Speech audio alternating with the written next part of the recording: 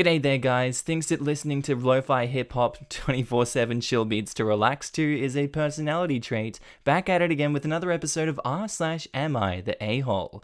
Now if you love the content like I love you, then I want you to sit back, relax, chuck a prawn on the barbie, and get ready for some bloody good content. Posted by user Lightning Struh, titled, "Am I the a-hole for raining on my cousin's parade regarding the name she picked out for her baby?" My cousin Stephanie and I are really more friends than relatives. An important note is that she's not really online much, so can be out of the loop on certain memes and jokes in internet culture, and to be honest, doesn't really understand the concept of viral internet references or how they work.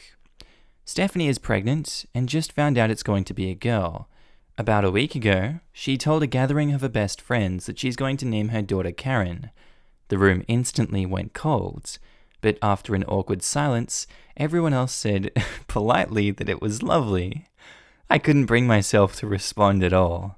Later in the evening, when Stephanie was out of the room, everyone was like, "Oh my god, that poor kid. Why would she pick Karen of all names?" I was uncomfortable with this conversation, given that everyone had been so positive about the name to her face. I thought more about it over the next couple of days, and just felt really weird about the whole thing. The name is really loaded, to the point it could be detrimental to the baby, and Stephanie had no idea of the connotations to make an informed decision. So, a couple of days later, I tentatively brought it up, and I told her that I was so excited for the baby, and just wanted her to have all the information available when picking a name. I then started to explain that Karen has some negative connotations, and has become sort of an internet joke to describe a specific kind of entitled middle-aged woman. Stephanie was instantly furious, and started talking over me saying, "Why are you saying this? This is so mean." I was really surprised by her reaction. It felt very, very out of character. So I immediately stopped and said, "I'm really sorry. I didn't mean to hurt your feelings. I just wanted to tell you something I thought you might not know." She replied, "That's the name I picked for my daughter, and you think I picked it as some kind of joke? I don't understand why you would say something so hurtful." When she said that, I felt like it signaled that she really didn't understand what I was trying to tell her. So after agonizing for a second about whether to press the issue, even though she was so angry, I felt like in for a penny, in for a pound. And since she was already mad, I wanted her to at least understand what I was trying to explain to her.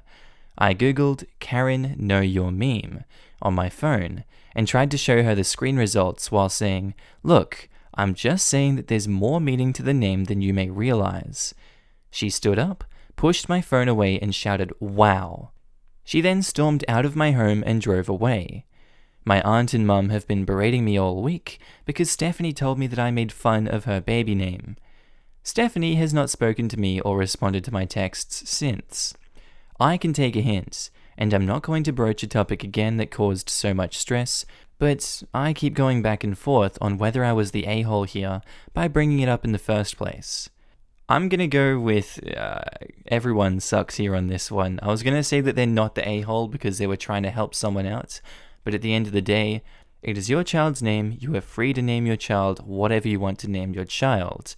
Although I think not being willing to accept what someone's saying and being able to see what they want you to see so that you're ready for whatever comes to you in the future because, you had an entire room go cold on you. You are in denial in this point. I think you're an a-hole for reacting in the way you did, though I don't blame you, but it doesn't absolve you of the fact that you're an a-hole, and I think OP is an a-hole for continuing to press the issue when it was obvious for the 2 instances before the last time that she shouldn't have pushed the issue.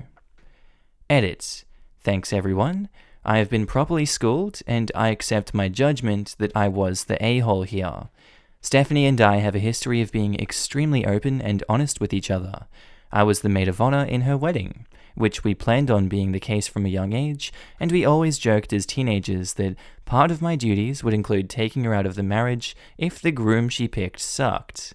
And so maybe I was too flippant with approaching this topic due to our history, and was unempathetic in understanding how much she was already invested in the name she chose for her future daughter. I admit, I'm a bit frustrated that Stephanie still doesn't understand what I was trying to tell her.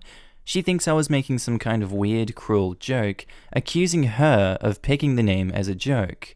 But I've messaged her a sincere apology that she accepted, and I will never speak of this again, to Stephanie or baby Karen.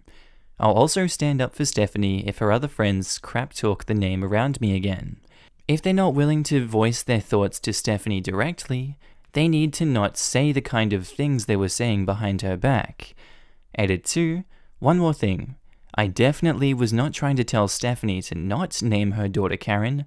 I just wanted her to make the decision either way, knowing the connotations, since I'd want someone to do the same for me if I picked a baby name with cultural baggage I wasn't aware of. I realize now I handled it poorly and was hurtful to tell Stephanie in the process, but I just wanted to be clear that I wasn't actively trying to talk her out of the name. I just didn't want her to be blindsided if it came up later. Same as if my last name was Malat and they wanted to name me Ivan. I wouldn't be too happy with being that kid, you know? You're the a-hole. You really think it's going to matter when this kid's older? It's a meme. Oh, and for anyone pregnant or planning to have kids, this is why you don't reveal the name until they're born. Someone's always got something stupid to say, no matter what. Yeah, precisely. Internet memes come and go in a flash. I think OP is massively exaggerating the likelihood that the associations will stick around. My son will be born any minute now, and literally due date is tomorrow. And around Christmas, we told everyone that his name will be Eli Maxwell Sargent. Oh my god, my wife's side of the family went crazy because we did not give him a family name on her side and shunned us for like 4 months. In this case, I beg to differ. It has been a year since this post, possibly a bit longer, like 1.5, years, and the name Karen is stronger than ever now. I feel like the Karen meme is one that is going to stick around for a long time. You're the a-hole. I am aware of the Karen meme, but come on, it's a totally normal name. I can't believe so many of you would take a meme so seriously. It's not like a kid was going to be called Pepe. Pepe is the middle name. Nice. Update by Lightning Strur. Titled, Update, Am I the a-hole for raining on my cousin's parade regarding the name she picked out for her baby? My post last summer wasn't the most exciting or dramatic on Am I the a-hole, but I wanted to provide an update if anyone is interested. Baby Karen was born healthy and happy back in October. She's an absolute sweetheart of a baby, and I'm totally in love with her. Between March and May, I didn't get to see her at all in person, but I was doing regular FaceTime/house party calls with Stephanie and Karen, and over the last few weeks, I've been going over to Stephanie's house to sit in her backyard and chat with Stephanie/coo at Karen from a lengthy distance. I have 2 reasons for updating. First, I've realized since Karen's birth that her name has taken on new meaning to me. When I'm with her, Karen just means her, and I don't think about the other connotations. In other words, you guys were right. That said though, my second reason for updating is that Stephanie got back into her years unused Facebook at the beginning of the pandemic to keep in touch with people. She's been on it pretty regularly lately for the first time in years. Historically, she's not really been into social media. Most people in our area/social circle have been posting really heavily about Black Lives Matter and the protests happening right now, as well as racial justice issues more generally. As a result, Stephanie now has come into contact with a deluge of Karen memes for the first time, and found them confusing and horrifying, especially the use of Karen as shorthand for a racist. I've basically just declined to talk about it with Stephanie because it went so poorly the last time, but both my mother and her mother have hounded me about it because it's upsetting to Stephanie, and said things like, "Is this what you were talking about before? Why didn't you say so? Why didn't you explain it better? You should have told Stephanie." And Jesus wept. You really can't win. Thanks again for all of your feedback on my last post. It was very helpful in giving me some zen about the situation. Edit. Wow, I have been super overwhelmed by the flood of very kind, heartfelt PMs, and just 1 or 2 not so kind ones, as well as the other comments on my post. Thank you, everyone. It continually amazes me how many nice and empathetic people frequent subs devoted to a-holes. And they locked the comments for this one. That sucks. But yeah, I don't think anyone could have predicted that Karen meme was going to transcend into the form it was today from last summer. No one could have predicted that. OP couldn't have predicted that.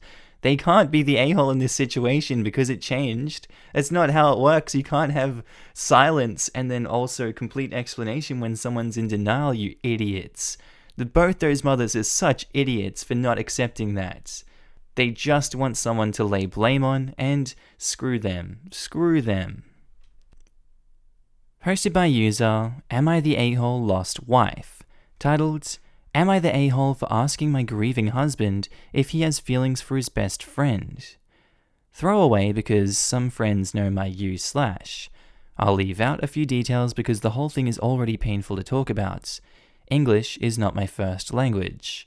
My 27 female husband, a 29 male, is kind, funny, and handsome. So he's always been quite popular.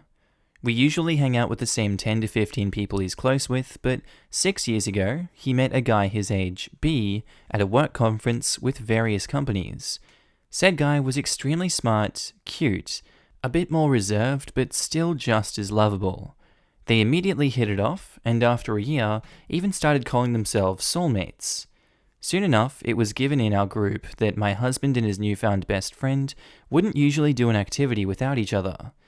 B would often stop by our place as well, and our kids, 6 male, 4 female, and I enjoyed his visits because he was such a sweetheart.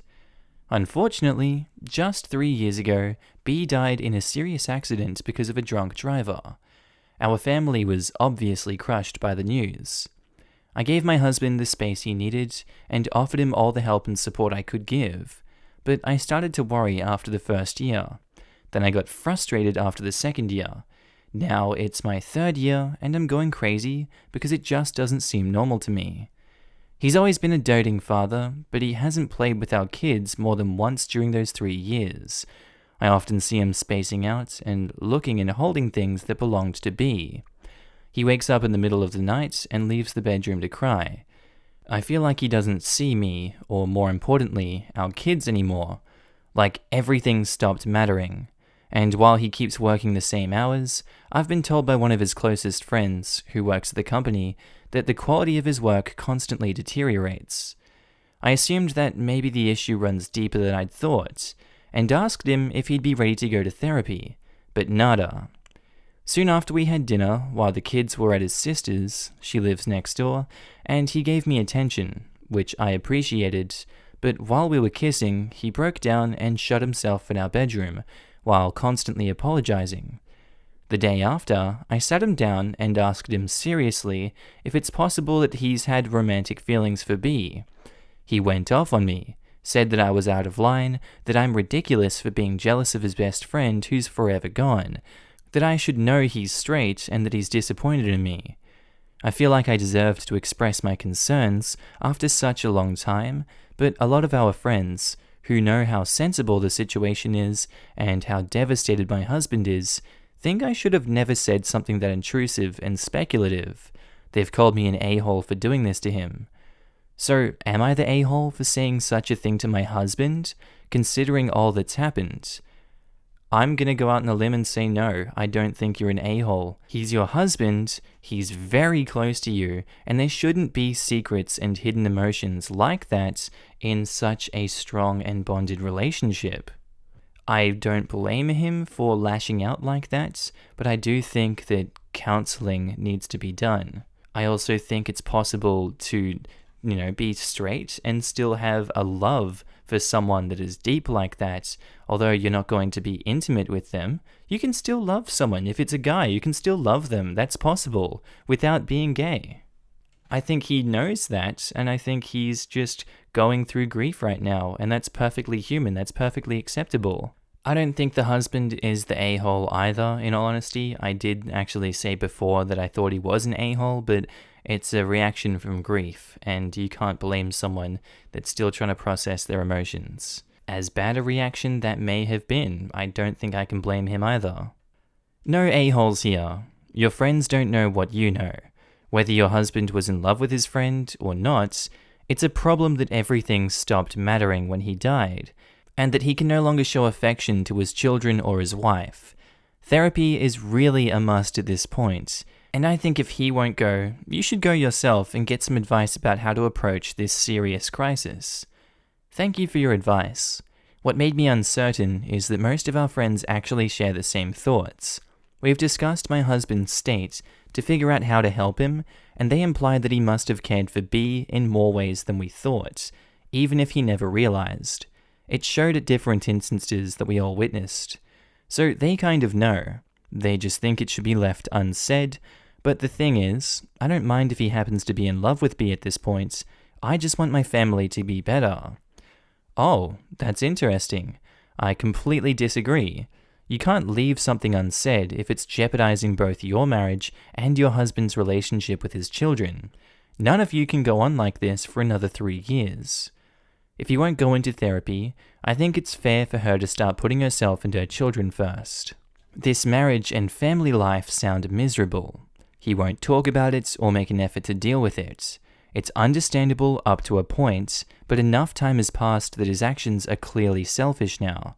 I'm not trying to villainize him by calling him selfish. He's clearly struggling, but this isn't a healthy life for him or his family, and it's not fair to them.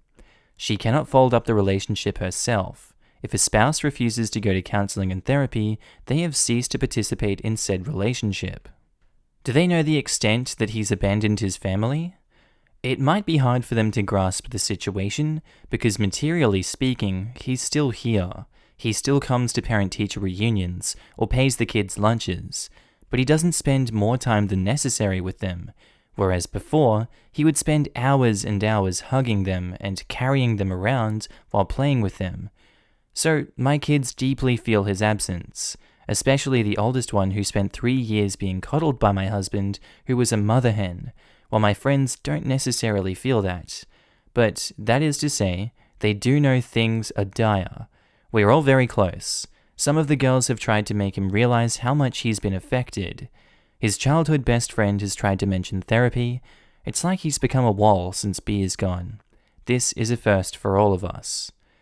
Even if he had romantic feelings for the guy, apparently it didn't reflect on feelings towards children, which is completely normal too. They are his loved children. The fact that he stopped paying attention to them after the guy died has therefore nothing to do with if they were or weren't romantically involved. It didn't interfere with his love for children. It is plain and simple result of trauma. Inability to do work, enjoy things, show connection might be associated with severe depression. Depressions are results of biochemical problems that do not go away by themselves. They need meds on top of behavioral therapy. This would explain why this state lasts, and will continue to last. People with severe depression also unlikely to seek therapy. They have no energy or motivation for that. It doesn't matter what was between these guys. Your husband needs professional help, and not from therapist, but psychiatrist. You need to contact one, explain what's going on, and ask how to better offer help/convince. This is a primary problem, not the relationship to a dead friend. Depressions are extremely severe conditions, and often deadly if untreated. Luckily, they are also very responsive to treatment. I'm so sorry for your situation. Update. Am I the a-hole for asking my grieving husband if he has feelings for his best friend? I thought I'd give an update for all the kind people who asked for one. The original post with a few details in the comments. So, as you all suggested, I sat my husband down and asked if he was okay, if he had the time and mental space to talk to me, etc. I apologized for what I implied, said it was inappropriate, irrelevant, and it wasn't my place to say anything on his relationship with B. But then he broke down, to my confusion, and started apologizing to me, saying he did have feelings for B, that I'm not delusional and stupid, that he's just been gaslighting me. I disagree. Not going to give all the details, but hubby found out after B's death that B had feelings for him, and it turned out to be mutual, to his shock. He said the sudden loss and what he realized basically made him go into a very dark place where he felt unworthy of everyone, including his children, B, and I. He needed to talk about it, but was terrified of losing us. Knowing my husband, I kind of saw it coming and regret that he's only confessed to it now because I never would have resented him for loving someone. And B's gone. It's just a lot of heartbreak for everyone. So, I insisted on therapy again and husband agreed. And he's okay, thankfully. He did have way too much on his plate, but he's already faring much better now that he's finally opened up.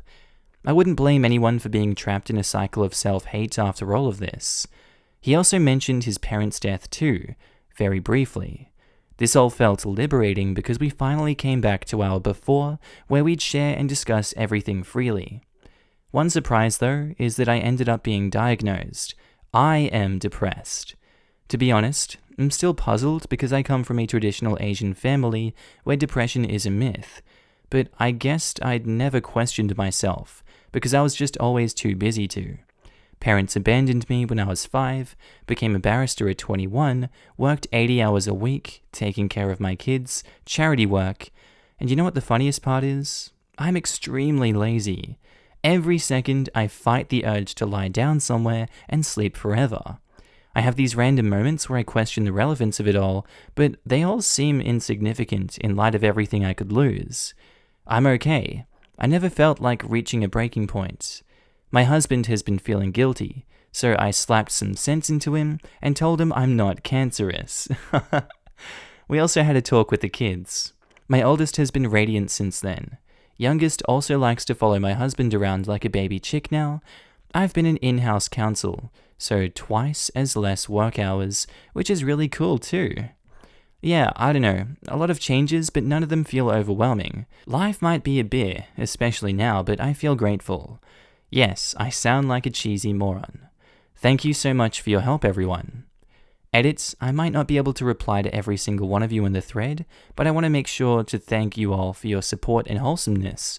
I'm genuinely touched, and thank you for the awards, kind strangers. Thanks for the update. So is your husband just now coming to the realization that he's bisexual? Where does your marriage go from here? In that he fell in love with someone else while married to you? Hi. A lot of other comments addressed this elephant in the room.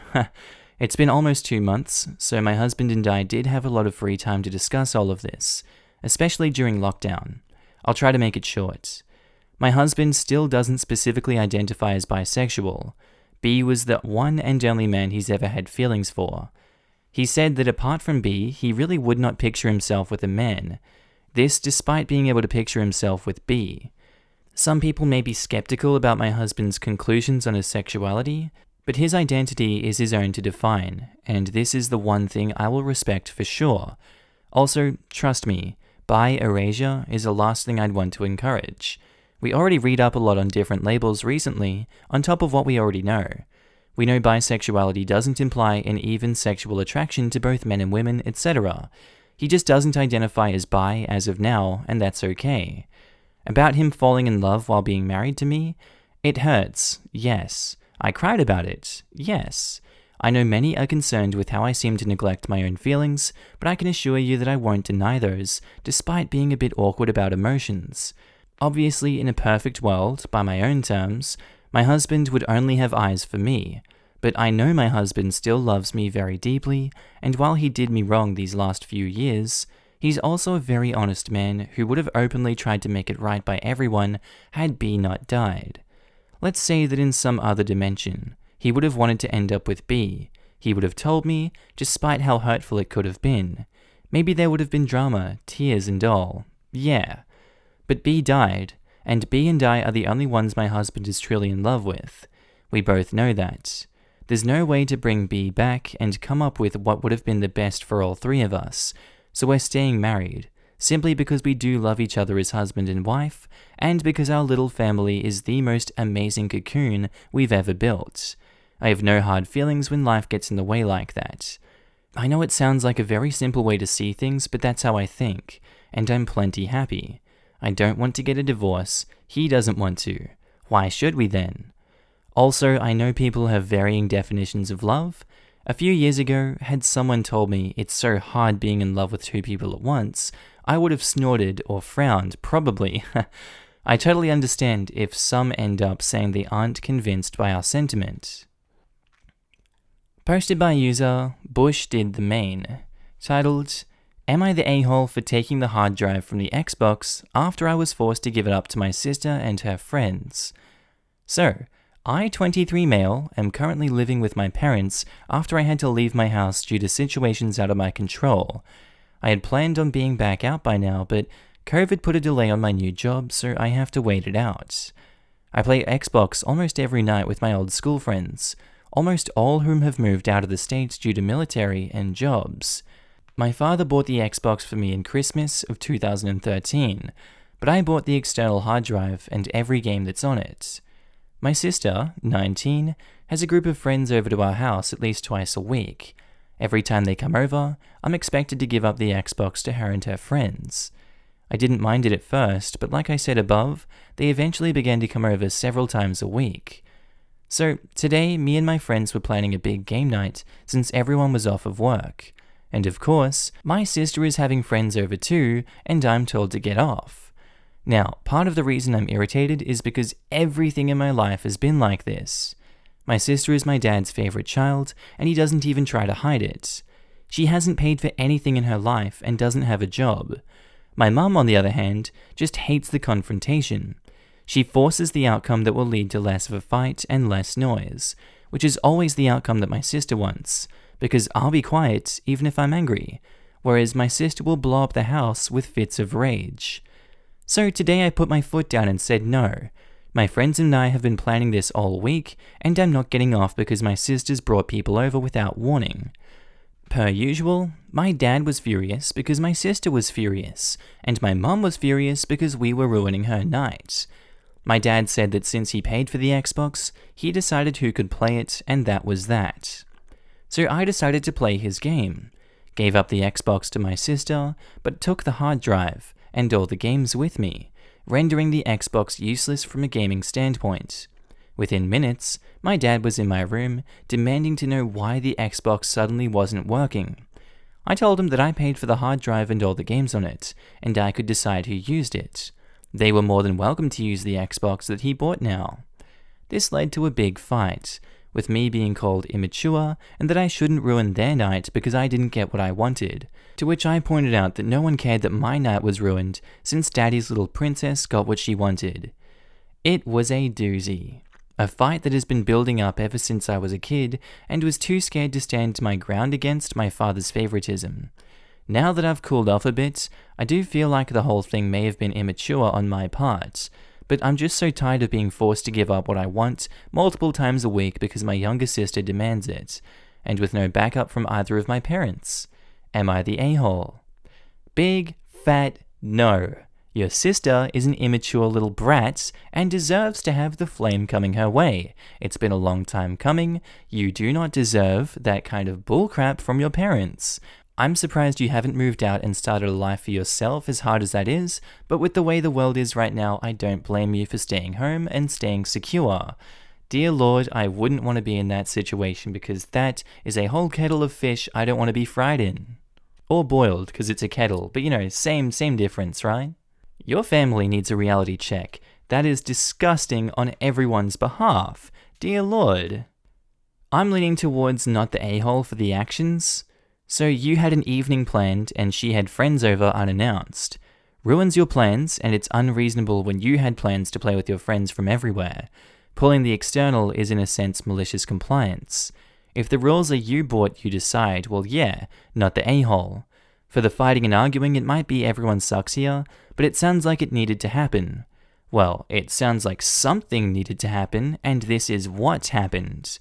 Your sister has been taught that behavior is okay, but she's old enough now to at least see the favoritism. Mum wants to keep the peace, which is admirable, until most of the burden lays on one person. Dad and you obviously fought.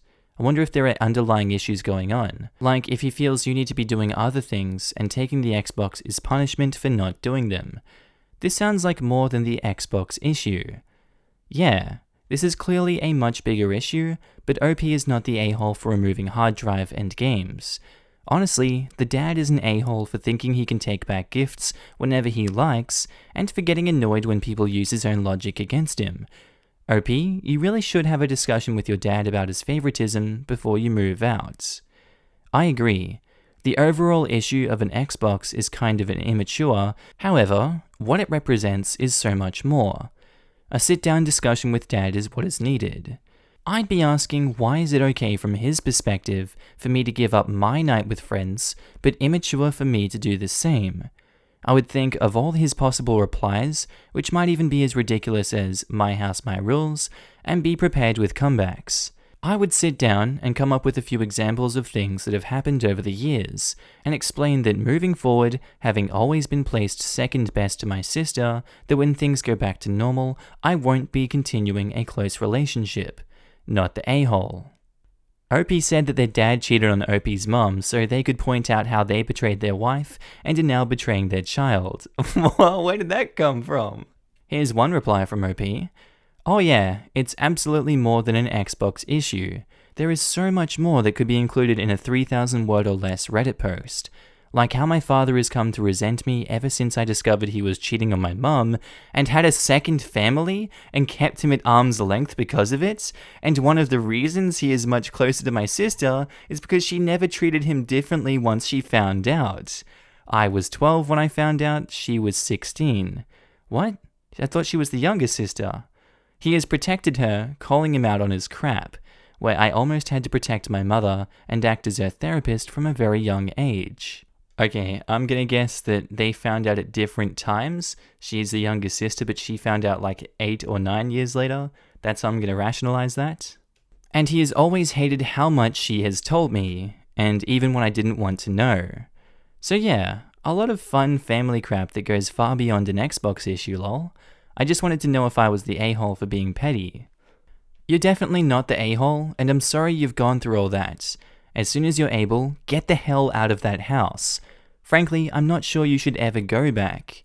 Good luck. P.S. Your dad's an arsehole and your sister seems to be taking after daddy. Update. Am I the a-hole for taking the hard drive from my Xbox after I was forced to give it up to my sister and her friends? So, I didn't really have any intention of making an update, but some stuff happened again, so I figured I might as well. Especially since there were some requests for an update on the original post. Since the events of the first post, my sister has had friends over another 4 times. 2 of the times, they went out in the backyard for a bonfire, 1 time they used the Xbox while I wasn't using it, so who cares, and another time was a near identical situation as the first post. Was playing with friends around 3 nights ago. First time that week due to the work schedules, and my sister and a group of 5 teenagers came downstairs. My sister stares at me, her idea of being funny, and when she realized I was ignoring her, said that her and her friends wanted to use it. I told her I was currently using it, and I'd be done in an hour or 2, in which they could use it if they wanted. Of course, that wasn't good enough. So she threatened to get my father involved again. I told her that, just like last time, I would take my property and they wouldn't get to play at all, because I wasn't going to back down, so she can either try it, or just wait another hour and they were free to use it. I went on to say things were opening up now, and they had other options, things that didn't involve forcing me to cancel socializing with my own friends. It's also important to note that her friends have always been uncomfortable with this situation, many times even taking my side, trying to convince my sister that they could just hang out for an hour and they didn't need the Xbox right this second, but it usually falls on deaf ears. Knowing that my father wasn't home, she instead went to my mother, who, per usual, told me in an exhausted tone to just let her have it since she has friends over. I said no, and that I told her she could have it when I was done in an hour or so. We went back and forth for a few minutes, eventually concluding with my mother telling my sister to just wait, and she was not happy. You would have thought she was 4 years old, and just told no for the first time, whining and screaming about fairness and whatnot that gave me a headache that will last the rest of my life, but I ignored her. An hour later, my friends got off and handed it over to my sister, who had an incredibly smug look on her face, while her friends quietly thanked me. I may have been a bit of an a-hole in saying, "See where your patience gets you?" but I don't frankly care. So that's about it. Wasn't as explosive as last time, so hopefully things are changing, but I'm sure it would have been different if my father was home. The 3,000 character limit makes me leave out some details that I apparently can't continue in the comments, so I'll answer questions anyone may have. Thanks for the replies and support on the original post. Was definitely surprised with the reception it received. Info. Have you spoken to your father about his favoritism and how it affects your relationship with him? I know you say that it is obvious, but sometimes these things are not as obvious to the person doing them as they are to the others. Also, how many nights a week do you play Xbox with your friends? I've brought it up to him, but I'll admit that I've never actually sat down and talked to him about it. He's not exactly the let's talk about our feelings type, so I've been putting it off, but it needs to be done. And usually around 1 to 2 times a week, schedules depending. You might consider taking 2 hours and listening to Breen Brown's podcast with Harriet Lerner about apologies and forgiveness. Lerner talks about a similar dynamic she had with her father and sister. It's really good, and it could help set up good expectations for what a convo with your dad might be like, and what you want out of it. Best of luck. Am I the a-hole for calling my sister out for editing photos of my daughter? So my 33 female daughter is 16 and my sister is 23. My sister is obsessed with her Instagram. Like, she posts 3 to 4 times a day. She's got an appearance and standards. My daughter has struggled with her weight for a while. She's 1.8 meters tall and 13 stone. Our goal is to get her down to 11 stone. My sister took a picture of her and my daughter and posted it on Instagram. My daughter was really excited, but when she checked it, she got really upset. She hasn't left her room yet. My sister had heavily edited the picture, so my daughter looked skinny. I was extremely angry and phoned my sister to tell her to take it down / post the unedited photo. She refused, telling me she just wanted to show the world what a beautiful girl my daughter was and that she promotes health. My daughter is trying to lose weight. It isn't her fault, and she's a beautiful growing girl. My sister has crushed her. So I commented, I'm ashamed. My daughter is beautiful without the heavy editing going on in this photo. Be ashamed, sister, for body shaming a teenager. Take this down immediately and apologize. My sister didn't see it in time and got a bunch of negative comments. She took it down, but phoned me in tears, saying I hurt her and that she's sorry, but she didn't mean it, etc. My husband thinks that I went overkill. Am I the a-hole? I'm gonna say no, you're not the a-hole. Jesus, she is young. She is 16 years old. You were so impressionable at that age. And heavily editing. You had the thought going in, you're like, she doesn't look right to me, I'm gonna change this. That's so rude to do that without asking. Sure, go ahead yourself, but you're a woman. You know what it feels like to be targeted like that. Definitely, OP is not the a-hole at all. They are absolved of any sins in this case. The sister is so far deep in the wrong, it is disgusting. Nope, absolutely not the a-hole. Your sister is 23, we have all done crappy things at that age, but she is an adult. Her crappy actions hurt a child, your child, and all for the sake of her Instagram mission. You'd be a bad mom if you hadn't done something fast. OP's sister's mission doesn't even make sense. She wants to promote health by photoshopping? Photoshopping is probably the least healthy thing you can do for your body and self-esteem. Promoting health is a dog whistle. Does that only apply to racism? I'm not sure what else to call it for fat shaming. Not the a-hole. You had the courtesy to call her and ask her first. She is only upset because you called her BS in the comments section. She only removed the photo because she was afraid for her branding and appearing tone deaf. Yes, this is a classic case of not being sorry for their actions, but being sorry they got called out for it. Not the a-hole. Absolutely not the a-hole. You go, Mama Bear. As someone who has struggled with weight all my life, this is so damaging. If your daughter had welcomed the photo, that would be another matter, but as you wrote it, it sounds like it hurt her a lot. Your sister should have taken it down immediately, and you rightfully commented that she should remove it, and she got backlash. I fail to see how this is not entirely her own fault. Normally not a Go Mama Bear type fan, but honestly, sat here like go off mama? Nor am I. I'm staunchly child-free, but I just don't like people who undermine a young person's self-confidence like this. While not the a-hole, I am side-eyeing your weight goals for your kid. She's 16. At her weight and 13 stone, she is in the overweight category by 3 pounds. Her weight will fluctuate by twice that during her period, for goodness sake.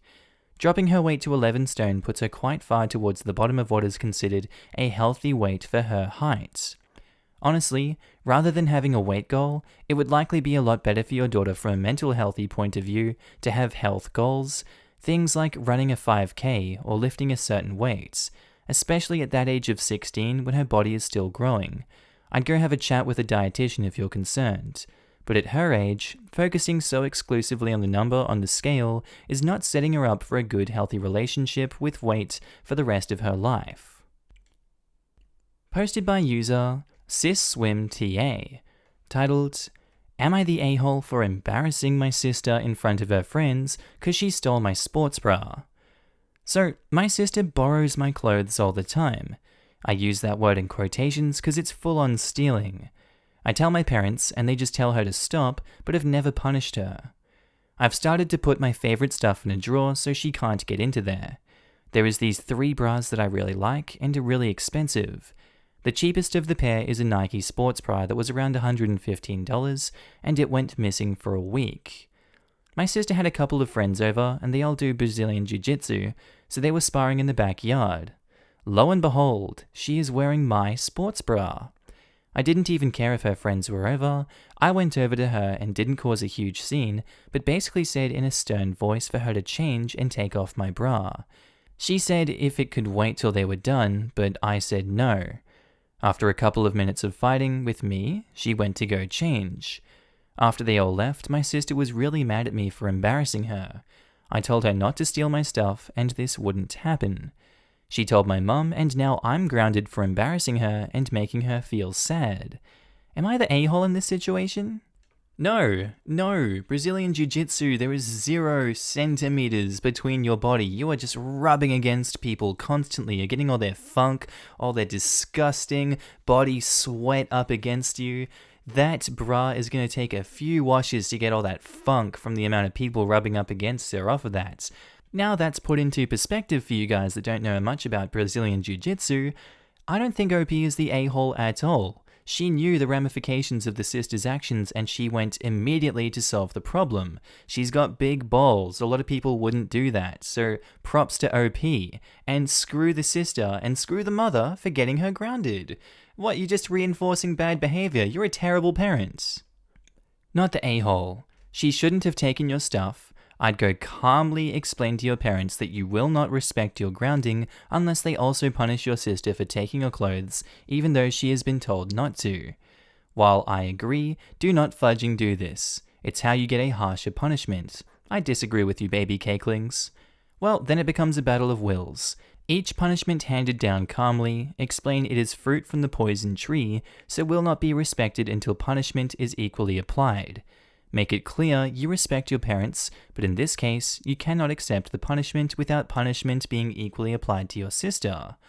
Lol, you have vastly different parents than I, it would seem. Fudging hell, I was gonna say. They either grew up with very reasonable parents or never got into much trouble. My parents were lovely, but this still wouldn't fly like. If talking to your parents calmly wouldn't fly, then your parents weren't lovely. Posted by user NeonApples2000, titled, "Am I the a-hole for asking to change seats at a wedding?" Sorry for the length, posting in the wrong sub, reposting here. 10 years ago, I, 30 male, came out as gay to my childhood best friend, let's call him A, 30 male, who outed me to our friends, including the uni rugby team I played on, in Australia. Half of my friends distanced themselves, even in 2010, but the others were supportive. Shortly after the season ended, some teammates who had a real problem with me being gay put me in the hospital. I figured screw it and came out to my family who were accepting.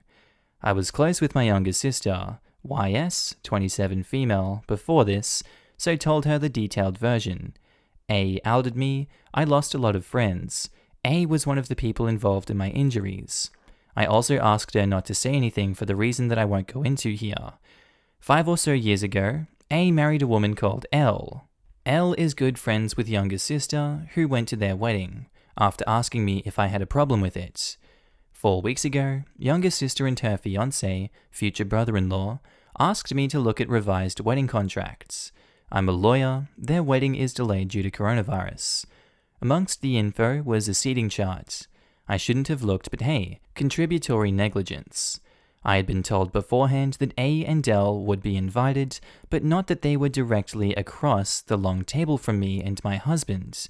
I asked if it would be possible to move either me and my husband or A and L. This was not well received. Younger sister accused me of looking at things I should not have, which is true. I had already demanded to be seated near friends, and changing my mind could not be accommodated.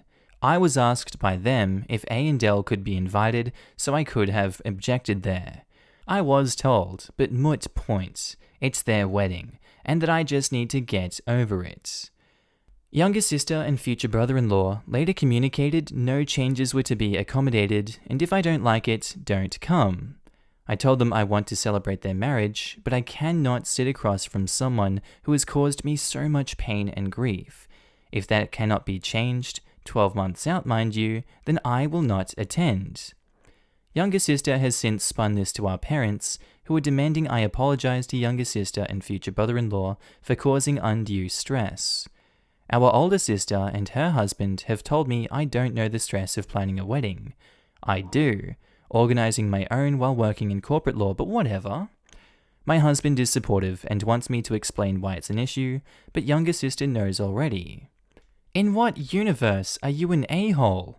They asked you if it's okay with inviting your abuser and, the baggage that comes with that. You said sure, but it wasn't under the proviso that they're going to sit right across from you. Does this sister just not care that, hey, look, he was involved in bashing me, he sent me to the hospital for my sexual identity, and you're going to force me to sit next to him, and I'm sorry, my issue 12 months out offends you? Dear God, what century are we living in that people are so offended by putting someone else in a situation they don't want to be in that, they're going to shut them out of a perfectly good opportunity 12 months out? That's my ramble. Thank you for coming to my TED Talk. OP, not the a-hole. Not the a-hole. He physically assaulted you. You shouldn't even have to be in the same room as that person.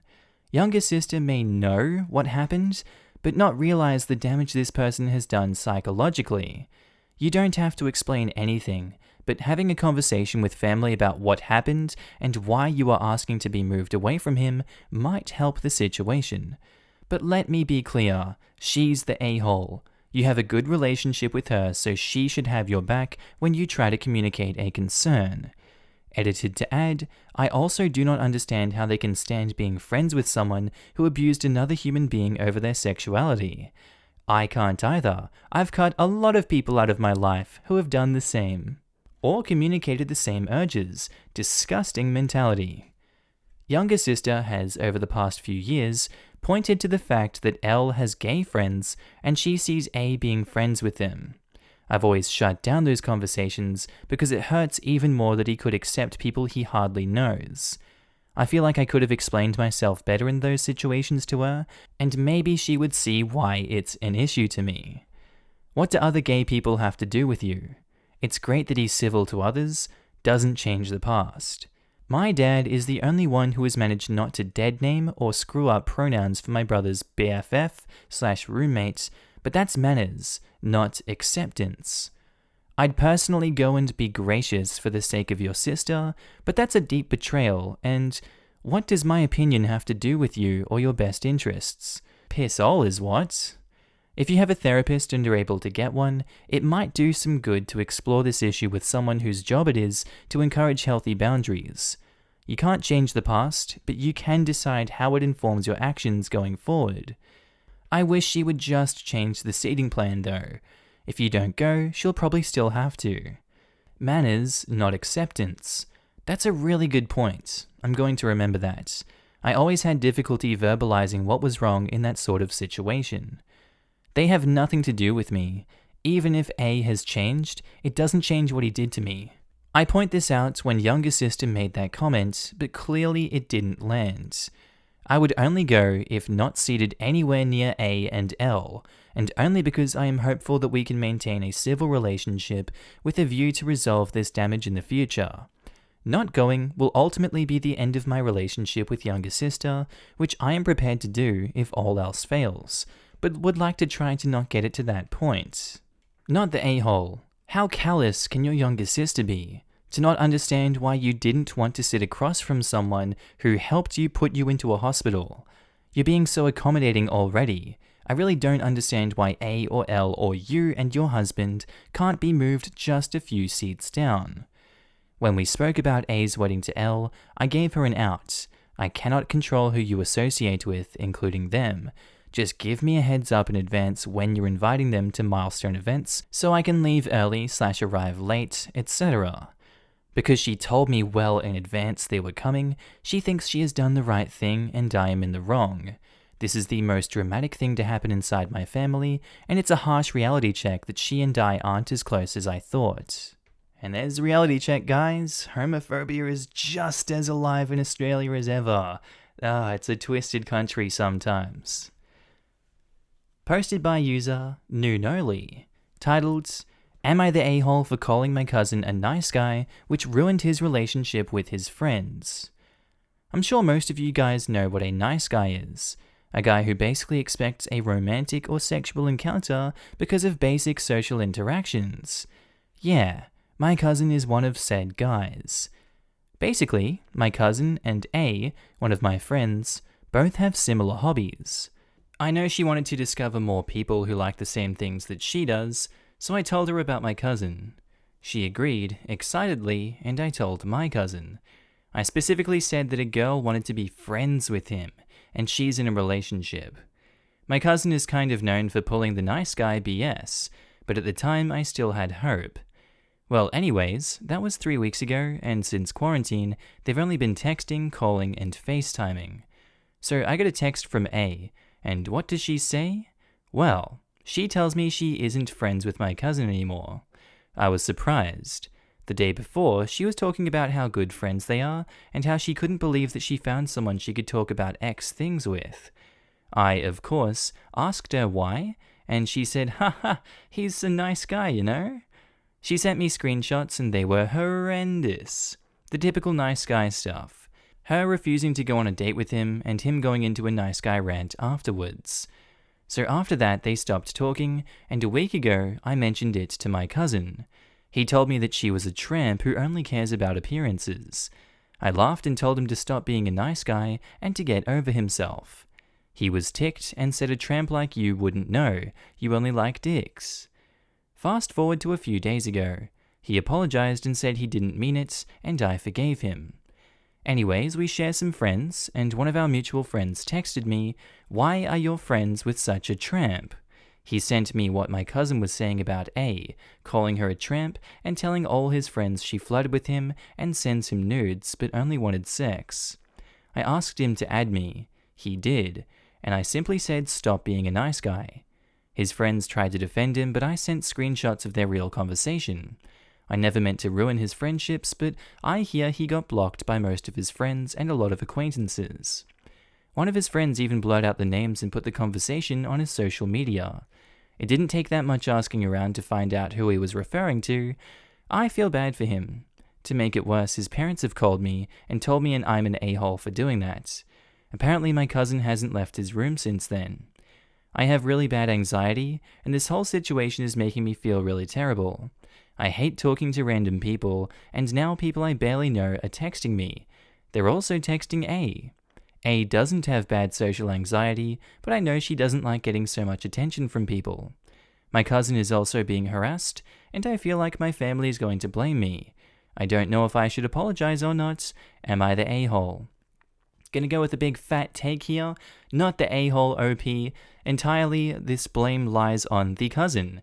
He is a dirtbag and deserves to be slapped down for that because it's not socially acceptable. If you do that, you deserve to be shunned. This is the punishment you get. This is the harsh realities of life. There, I said it. I'm sorry. You're going to learn. You're going to grow from this. It's not going to be held above you forever, just by these people. And they can forgive you if they want. You can get forgiveness if you ask for it. But you know what you're signing up for there, buddy, and you're a piece of dirt if you do that. That's Markee's hot take. Not the a-hole OP, cousin solely the a-hole. Not the a-hole. Play stupid games, win stupid prizes. If your cousin hadn't lied about what happened to his friend group, then this wouldn't have become an issue. That is 100% on him and your right to defend your friend from his accusations. You didn't out him because he's a nice guy, you did it because he lied about your friend and what happened between them. Good for you.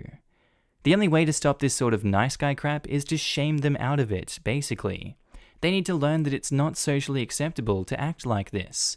And the way this happens is by calling out socially unacceptable behavior. Actions have consequences.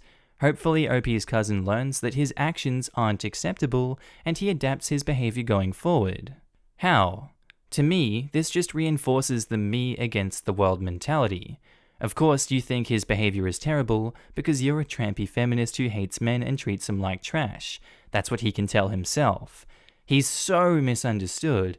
No one understands. He needs sex. If someone has convinced themselves they're the victim, no amount of shaming can talk them out of it. Something has to happen to shake them out of that mentality, but you can yak away until they're blue in the face and it just confirms that you're part of the enemy. Well, he has just had the experience that all of his peers, not just female OP, highly disapprove of his behavior. That does help with a lot of people. So, what solution do you have to offer instead? I don't have to have a solution to point out that something might not be the greatest idea. I can recognize an idea that isn't that great without offering an alternative solution and still be right. That's called wasting time, Basura time. You know what isn't a great idea? Letting this dude fudging lie and drag this girl's name when OP has the power and proof to put an end to it. This dude doesn't deserve crap after acting this way, and if this just reinforces his nice guy behavior, then that's on him. Posted by user, I have several horses. Titled, Am I the a-hole for not giving a kid free riding lessons? This is all from last year, so lessons were still happening. I own a ranch, and aside from other animals, I have several horses. During the summer, I offered riding lessons for kids, and a lot of people took them because they were cheaper than other places. When my neighbor, now 15 female, was 8, she would often come over and watch the horses through the fences on the paddock. With the blessing of her parents, I gave her free riding lessons in exchange for helping take care of the horses. She's great with the horses, and last summer, I even paid her to help out with the kids' riding lessons. She helps out most weekends, and sometimes she comes by after school. Sometimes I even let her take my horses trail riding with her friends, as long as she's being responsible. Last summer, the mother of a kid I was teaching asked her if she's taking riding lessons with me. She said yes. The mother apparently mentioned that my prices were too high and asked her how much she had paid for her lessons. She told the mother she didn't pay, she just helped because she lived so close. The mother came over to me and asked if I could give her kid free lessons because I had given them to my neighbor. I told her that I wouldn't because my neighbor was helping me in return. She then said that I was discriminating against her daughter because they didn't live close to me and couldn't help out. She also told me that I'm gross for exploiting a child for free labor. The way I see it, it's a win-win. My neighbor gets to hang out with the horses, which she loves, and gets a guaranteed summer job, and I get some help with my horses. Still, the mother was adamant that I'm definitely an a-hole here. I feel like kind of a jerk because her kid lives too far away to come very often, so am I the a-hole? No, the kid doesn't need to be paid for looking after horses if it's a passion of theirs. Their pay is getting horse lessons and getting to hang out with them. That's completely acceptable. A lot of people getting into their passionate careers will do work for free to start off with. That's how you get into industries. That's how you get contacts. She's just being a Karen. She is being jealous that her kid doesn't get the same. OP not the a-hole, Karen the a-hole. Edits, Both my husband and I have high-paying jobs. Any income we get from the ranch and the horse lessons is purely supplementary. For anyone who's wondering, my students pay $50 for half an hour. Most take 1 hour a week, so $100 a week. As far as I know, they aren't financially struggling. The kid is only 9 and has nicer riding gear than I do, and has her own horses she practices on at home. The mother has bragged to me many times that the horse costed over $7,000 and has a pedigree, whereas all of my horses costed less than $5,000 each and have no pedigree. Whatever, my horses are cuter than hers. Not the a-hole. As a horse lover myself, I applaud you for giving your neighbor a job and letting her ride your horses for free. 10-year-old me is screaming, wishing I had that opportunity. That being said, that opportunity is earned. The child lived next door, showed obvious interests in the horses, and wanted to be put to work to be able to work with horses. It's not entitlement or anything of that nature. It's the kindness of your own heart, and you do not need to give everyone that opportunity if they haven't worked for it. At the end of the day, it's your horses, so you do what feels right with them. OP would be stupid to give one random free lesson because you know they'll go around bragging about it, and then everyone will be wondering why they have to pay when the woman with the $7,000 pedigree horse doesn't. Giving the neighbor's kid free lessons isn't that uncommon either. My neighbors would give me candy from their store in exchange for walking and playing with their dog. My other neighbor would teach me how to make bracelets and weave if I helped her out around the house. Neighbors exchanging labor for services is very normal and practical because neighbor's kid is right there. Also, how can you afford a $7,000 horse but not $100 lessons? Karen? Posted by user Little Butterfly Rain, titled, Am I the a-hole for not sharing my full cookie recipe with my family, particularly my sister? I, 21 female, love to bake. I've been creating my own recipes since I was 11 and have created a few really great ones. When I was about 16, I created a chocolate chip cookie recipe that has a pretty standard base. This base recipe is terrific and my family has access to it. What sets my batches of cookies apart from theirs are 3 very specific secret ingredients that I don't want to share. These ingredients make my cookies almost crack-level addictive, according to the people who regularly pay me to make cookies for them. My recipe has won a few baking competitions, and I am extremely proud of it. My family, on the other hand, aren't great bakers. My father is, but doesn't do it often. As I stated previously, they have access to and use my basic recipe, minus my special ingredients. Everything else in the recipe is exactly the same and tastes amazing, just not exactly like mine. My family, in light of me finally moving into a campus apartment, have been insistent on me giving them the full recipe. I don't want to for a couple of reasons. The first being that my sister, who is the one who makes the other recipe the most, has a really bad habit of claiming ideas that aren't hers. She's passed a few of my other original recipes that I've taught her to make off as her own recipes, and will brag about how long it took her to create the recipe, then give it away. The second is that I want to have a secret recipe book to pass on to my children. A tradition that is in my extended family is to create a book of original recipes to pass on and be the sole provider of that dish for holidays and whatnot. No one else knows about what's inside until the creator shares it, dies, or gets married. I want to open a bakery when I'm older with those recipes. The last reason I don't want to lose my little cookie business? My sister has made jokes that if she ever gets the recipe, she's giving it to everyone I sell cookies to so that they don't have to pay me anymore. That weekly order-filling session is stress relief for me, and I don't want to give it up. I know it sounds incredibly selfish of me to want to keep it to myself, but I really want this to be my thing. I've been hearing a lot that I'm selfish and should share with family, and I guess I shouldn't ever have secrets. So I've started second-guessing myself. Am I the a-hole for not sharing my full cookie recipe with my family? I was on the fence about it right until the end there where she's like, I'm gonna tell everyone you sell it to so they don't have to pay you. What kind of support network is that? You know, what kind of family dynamic is that? That she's gonna I'm jealous of your business, so I'm gonna tear it down because I don't want you being more successful than me, and give me your secrets so I can tell everyone. That's disgusting behavior from the sister, seriously. OP, in no universe are you the a-hole here. You're doing well, sis, keep on doing good. Edit, for all those who wanted my basic recipe, I've done this for you. Enjoy, and I'll chuck that in the comments for you guys. Edit 2, okay, clearing up the Toll House a bit. I only found out it was nearly identical when I was 17. I swear I have never even used Toll House brand chips, so I honestly didn't know until 4? I'm bad at math, years ago. I experimented like heck to get this right as a kid. I'm sorry for the resemblance. Not the a-hole. That's a straight up dick move, and I wouldn't put it past your sister.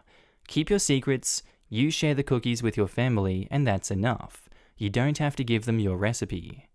Regardless of anything else, the fact that OP has a cookie recipe that's good enough to be considered a business asset, and that she currently sells cookies and wants to open a bakery in the future, means that purely from a business standpoint, she would be dumb as hell to share the recipe with anyone else. Much less someone who has stated they absolutely will not keep it a secret and will go out of their way to share it with other people. 10 years from now, OP could own a successful bakery with these cookies as a major product, and her family can eat crap with respect to the recipe.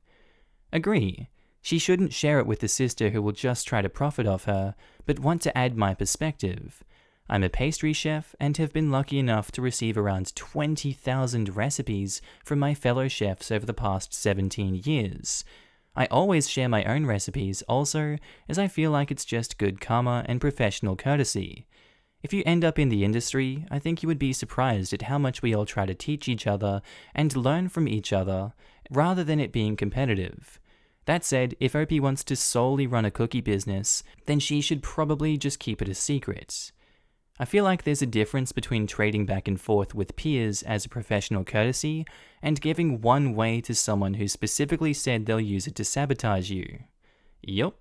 Not the a-hole. It's your recipe and you don't have to share it. But I'm now craving for cookies. Could I have the original recipe? Of course, without your modifications, that's yours. Absolutely, I love sharing this particular recipe. PM me and we'll discuss it. And of course, again, it's down in the comments. It's pinned if you want to look at it. That's all for today's episode. Am I the a-hole for expecting my young daughters to be paid for their work? When my girls were 5 to 6 years old, they were cute as buttons and would often be used for kids' clothing fashion parades. Their mother usually arranged all of this. But one day, an advertising agency called and, unfortunately, got me on the phone. The job was for a beachside fashion photography shoot. I said they were available and how much would they be paid. The woman told me there was no fee involved. I asked her if the photographer was being paid, and she said yes. Was the catalog printing company being paid? Yes. Was the client paying a fee to the agency for the promotion? Yes. So, out of all these people involved in a for-profit commercial enterprise, the only ones not being paid were the actual models? Yes, she replied. But they're only 5 to 6 years old. I expressed my wish not to teach my kids how to be exploited, and the woman asked if she could speak to the mother instead. Of course, their mother hit the roof and told me I was an a-hole. I don't know, this is the father talking obviously here. I don't know enough about these modeling gigs. I do know you gotta start with some unpaid work to start picking up paid work, but you can also be left to exploitation, especially this young. So I'm going to go with the dad is not the a-hole for standing up for his kids. If everyone else is being paid, you should expect to be paid too. I think that's just fair. Not the a-hole. People keep expecting artists and models to do work for exposure. Good on you for recognizing you and your family deserve compensation for your time and efforts. Models especially. I grew up around and later went to college around a bunch of artsy people. The amount of photographers would whine about people expecting them to work for free, but then turn around and expect models to help them out with a shoot for free was ridiculous. They thought, if you ask me for the shoot, you pay me. But if I was to ask you for the shoot, it's free of charge, was generous. And the models were lucky not to be charged to work in the photographer's project. The hypocrisy was rampant. In my country, not only do you have to pay for the children, of course you need a contract, but the money must be set aside for the children. The parents are not entitled to it in any way. Not the a-hole. You're a good dad and you need to watch your wife very closely to make sure she isn't exploiting your children like some of the psychos from Toddlers in Tiaras. What really annoys me is OP said no and the woman thought she could get around it by asking to speak to the mum. What a douche move. What's worse is that it apparently worked. Not the a-hole. I mean, at the very least, you should get paid for bringing them over there and staying. If you don't negotiate with these people, they're just gonna walk all over you. Posted by user PM me ducks or crabs, titled, Am I the a-hole for having a girl on the boys trip? So I, 23 male, have a tight-knit group of not their real names, Lachlan, 23 male, Oliver, Daniel, Oscar, and Monty. My friend group is mostly male, but Monty is a female.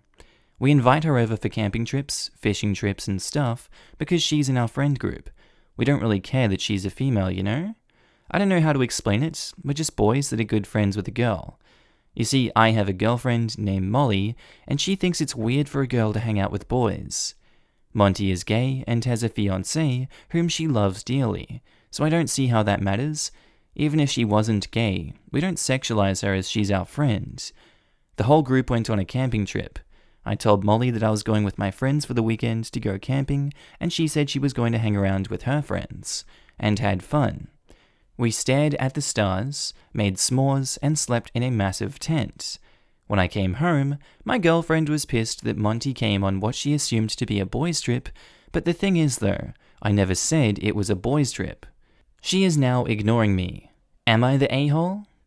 I'm gonna say you're not the a-hole. This girlfriend of yours has a stick up her butt, and she needs to figure that one out. Could be terminal in the long run, who knows? From the sounds of it, it's a mutual friendship with everyone, there is no sexual things involved, and Monty gets along well with the group.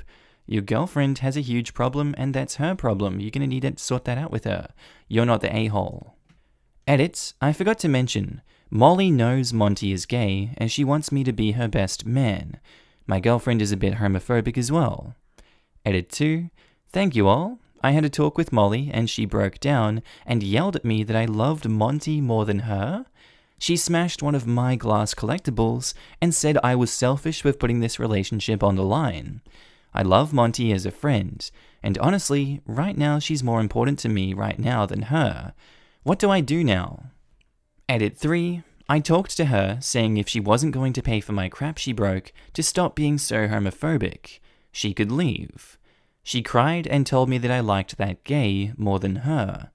I yelled at her and said I did and that I put up with her crap for too long. I left her, and I got an angry call from her mother saying to get back with her as I'll never find someone as good as her. I said she, the ex, could go screw herself, and I hung up. Thank you all for the words of advice. Not the a-hole.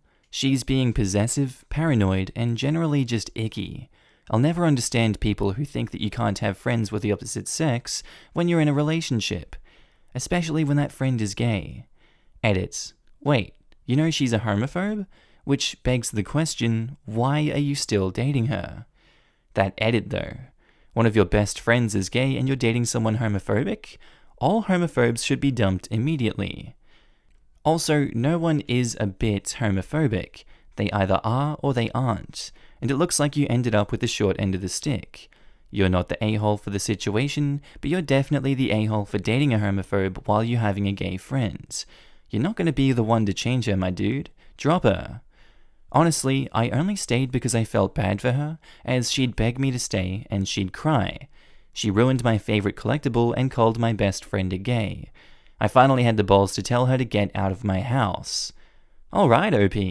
You're probably feeling down over what happened, but I applaud you for sticking up for your friend. Enjoy the crap out of that wedding.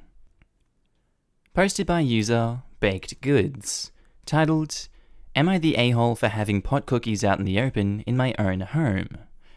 This is an ongoing situation, and I'm currently writing this as my niece is having a full-on meltdown, so I apologize for any mistakes. Today was my off day, and I decided to whip up a batch of pot cookies that have weed extract in them, so I can snack on them for the weekend. After they finished baking, I left them out on a cooling tray so they can set. Just as I finished cleaning up the kitchen, I hear the doorbell and went to answer, and surprise, surprise, it's my sister with my 8-year-old niece and husband. It's been a while since I've last seen them, so it was a happy surprise. I let them in, and the smell of cookies still in the air, and niece goes bolting towards the kitchen. I instantly go chasing her, and as I round the corner into the kitchen, niece had just grabbed a cookie and was about to eat it. Quick on my feet, I swooped in and grabbed the cookie out of her hand, saying these were adult cookies, which caused niece to start freaking out. My sister followed in, and I explained to her that these cookies had pot in them, and assured her that I was able to take the cookie away from niece before she had ate any. She instantly blows up at me, saying I shouldn't have pot cookies out when there are kids in the house. I explained how I had just finished baking them, and they were setting, and the fact I didn't expect any children to be around. I am a single man, no kids. She asked if I had anything that wasn't laced, and unfortunately I didn't. By this point, niece has locked herself in the bathroom and is crying. And my sister gave me a big ol' lecture about having drugs in reach of kids, while I stand on the premise of there wouldn't be an issue if I had even known they were planning on dropping by today.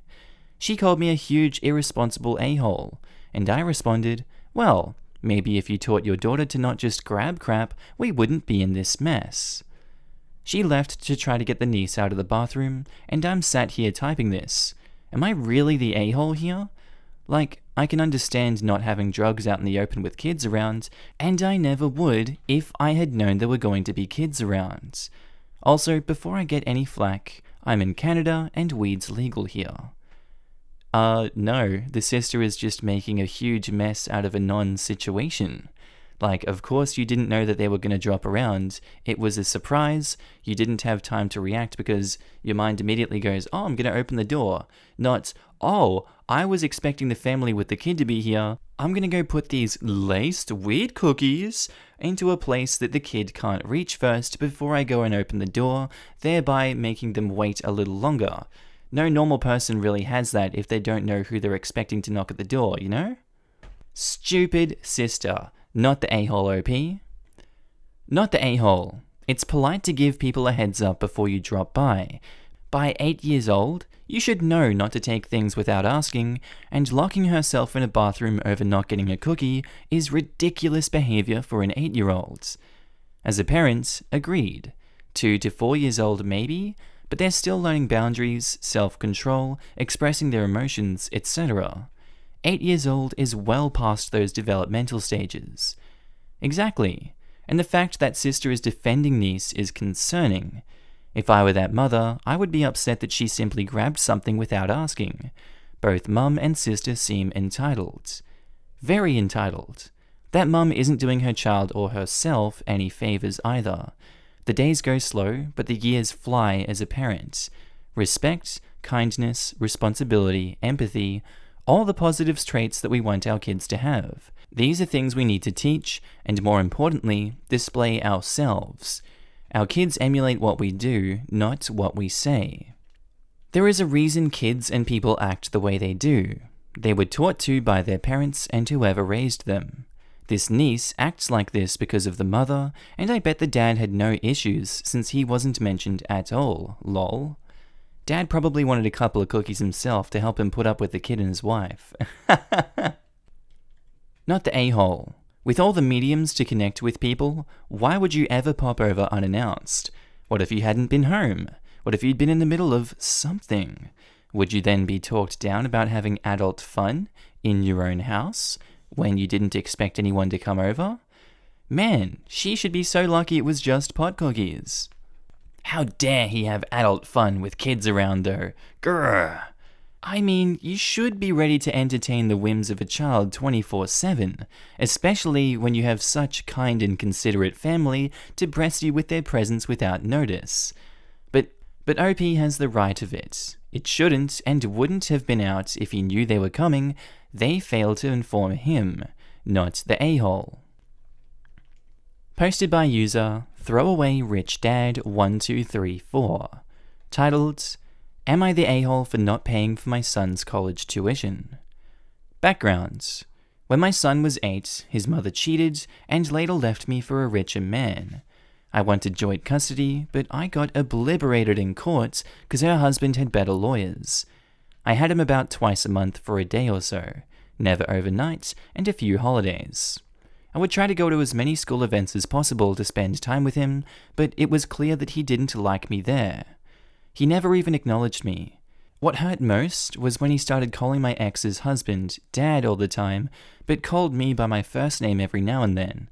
The whole situation took a huge toll on me when my son was 12. I decided to move back to my hometown and start a business with my childhood friends. I tried calling him all the time and asking him to come over for holidays and summers, but he never wanted to, so I didn't force him. I knew at that point I wasn't his dad anymore, and like my wife, he replaced me with someone better. Oh, that one hurts. I still continued to pay child support. The issue, 6 years later. The business was a success, and I'm now making 6 figures a year. I married one of my childhood friends who had 2 kids, 19 female and 8 male, a couple of years after I moved. She was there at my lowest when I was starting from nothing, and I love her kids like they were my own and adopted them a few years ago. Dad is out of the picture. Out of the blue, I get a call from a random number, and it was my son calling me. I was so happy to hear from him again, but he just graduated high school and got accepted and was wondering if I would pay for his college. This hurt me. After all these years of low contact, he was calling me for money? Apparently, his mom and stepdad divorced a year ago, and he wanted nothing to do with him. Then I told him how I felt after all those years of him ignoring me, and told him no, I wouldn't pay for his college. He then asked me if I was paying for my stepdaughter's tuition, and I told him yes, I'm paying for her pre-med, and I'm going to pay for med school after. He hung up after calling me useless, and my ex called me screaming, but I just hung up after a few minutes. I think one of my relatives gave them my number, but I'm not sure. My wife doesn't want to get involved. My friends think I was right, but my family thinks I'm the a-hole. So, from a neutral point of view, Reddit, am I the a-hole? Oof, this one's rough too. I've been through similar family situations, I guess. And being in the shoes of that kid, you have a lot of bias, you have a lot of emotion going through your head. It's easy to cling on to some things and completely block people out of your lives. That's completely understandable. And I'm gonna guess that son isn't at the point where he's empathetic enough to realize the damage he's done to that dad when the dad was at such a low point, but I can fault him for that because people need to learn things the hard way. You can't always forgive someone for ignorance. And I'm gonna say that OP is not the a-hole for refusing the son this way. The son is the a-hole, but this is like a learning curve kind of thing. He's going to get better as a result of this because he's been burnt. And it takes being burnt to improve as a person and to get a better perspective on the world. So I'm going to say OP should stand by their decision. That son should figure out a way to get himself through school as hard as it is. And if the son wants to rebuild the relationship with the dad, I'm sure he is going to offer those opportunities in the future. Note: I tried several times to get in contact with him and set up trips and such, but he said he didn't want to and he didn't want me to come. Calls with him barely lasted a few minutes because he really wasn't interested. Note 2, I only started making 6 digits 2 years ago. Edit: I did not abandon my son. I left because the whole situation was doing a number on my mental health. I still paid child support because I wanted to, and he was my son. I asked him to visit me, or we go travel to other places, because the city they live in, the one I left, still haunts me. I've been diagnosed with PTSD since leaving. Despite not being able to afford it, I still tried to make travel arrangements where we go places in this country, but what chance do I have when his stepdad takes him all around the world? Edit 2, I just want to touch on my mental health. When I left town, I was diagnosed with PTSD. To this day, I'm still in therapy, but it's getting a lot better. Some of you are wondering why I left town, and here's why. I was struggling and broke in a town where I had no one, and the one reason why I was still there was my son. All my friends and family were on the other side of the country, so I decided it was best for me to leave in order to heal. I kept in contact with my son, but like I said, he wasn't interested. I tried getting him to visit, but again, not interested. I even offered to take him on vacation, but his stepdad takes him to different countries every year, so it's not like he's going to pass up going to countries like France and Germany to go to small towns in the country. And yeah, as going through teenagehood, I can completely see why the son would do that. I don't think it's right, but when you're young, you're clouded by your immediate surroundings and your environment. And I think it's going to take a few years for the son to mature mentally and realize, oh, what did I do to my dad? If that ever does happen, it doesn't always happen. Not the a-hole. Your son wanted you out of his life, and you did what he wanted. Not only that, but you finally found happiness somewhere else. The fact that he had the audacity to call you only for money after all those years shows his true colors. I'm sorry this happened to you, you're not the a-hole. Yes, it sounds like he only wants your money and still have no interest in reconnecting with you, not the a-hole. His son chose what seemed like the richer, more successful dad. Turns out he chose poorly. He doesn't seem to want a relationship, rekindle with his father, or anything like that. He simply wants money to boot. I don't know if the son chose the other dad. His parents divorced when he was young, and his bio dad, OP, was gone at 12. With that already crap custody agreement, I'm sure he naturally bonded with his stepdad more. He's still only 18. Hopefully he decides to bond with OP eventually. I think it's very possible. This is where I'm falling. If OP can only see his son 2 days in a month, his ex and her new husband have 25 plus days to be poisoning his son against him. It's easy to say, oh, the son deliberately chose this, but he was just a little kid. Do I think it's a good look that at 18, his first contact is to shake OP down for money? No, but at the same time, I don't know what he's been told about OP. Yeah, the hand the kid was dealt is crap, but we have to make the best of the hands we're dealt. But what's the kid to do? I feel like just the mother's the a-hole. It honestly might be worth it for OP to try to build a relationship with his biological son again, even if it's hard to, and valid for him to not want to. Even saying things like a clear, hey, you're 18 now. If we're going to have any sort of relationship, we need to have a real conversation about how you and your mother hurt me, starting with you explaining how and why you think that's the case. OP deserves an apology as a starting point for anything. But I also think it's fair to give this 18-year-old who potentially has been unlucky, or maybe he's kinda crappy, who knows. But this happened from ages 8 to 12, the kid was definitely young enough to be turned against OP, a chance for a direct volley to his son to start to make things right. Posted by user Wubdebednan, titled, Am I the a-hole for calling my sister an attention tramp after she smashed my birthday cake? I, 15 female, have a 17-year-old sister who, for the past few years, has been nothing but a complete tramp. Everything has to be about her, and she'll always make up problems to try to get my parents to waste money on her therapy because my mum started going. It's all been very cumbersome. She yelled at a kid at school to the point of getting suspended because he offered her a cupcake. She spends hours exercising in the basement and screams at anyone who goes down there while she's using it. And she gets all pee whenever we cook something with an ingredient she can't eat. She's very vain and obsessed with herself, and all eyes have to be on her at all times. All these little things built up over time, but today was the last straw. It's my birthday today, and my parents got me a cake. When they brought it out, she literally took it off the table and slammed it on the ground, ruining it. I asked her what the hell, and she said, nobody told me there was going to be a cake, I didn't have time to prepare. She and I started arguing. I told her that I'd had enough of her crap and can't wait until the day I don't have to deal with her again. She kept making excuses, and I finally said something like, you're the one who creates your problems. You're such an attention tramp that you can't handle anything that isn't about you. So you do this stupid diet and health bullcrap so mum and dad will waste their money on you. At that point, my parents broke up the fight because my little brother was crying, and I got sent to my room. My parents have been allowing her crappy behavior for too long, saying she's being a normal hormonal teenager, but she's just a piece of crap.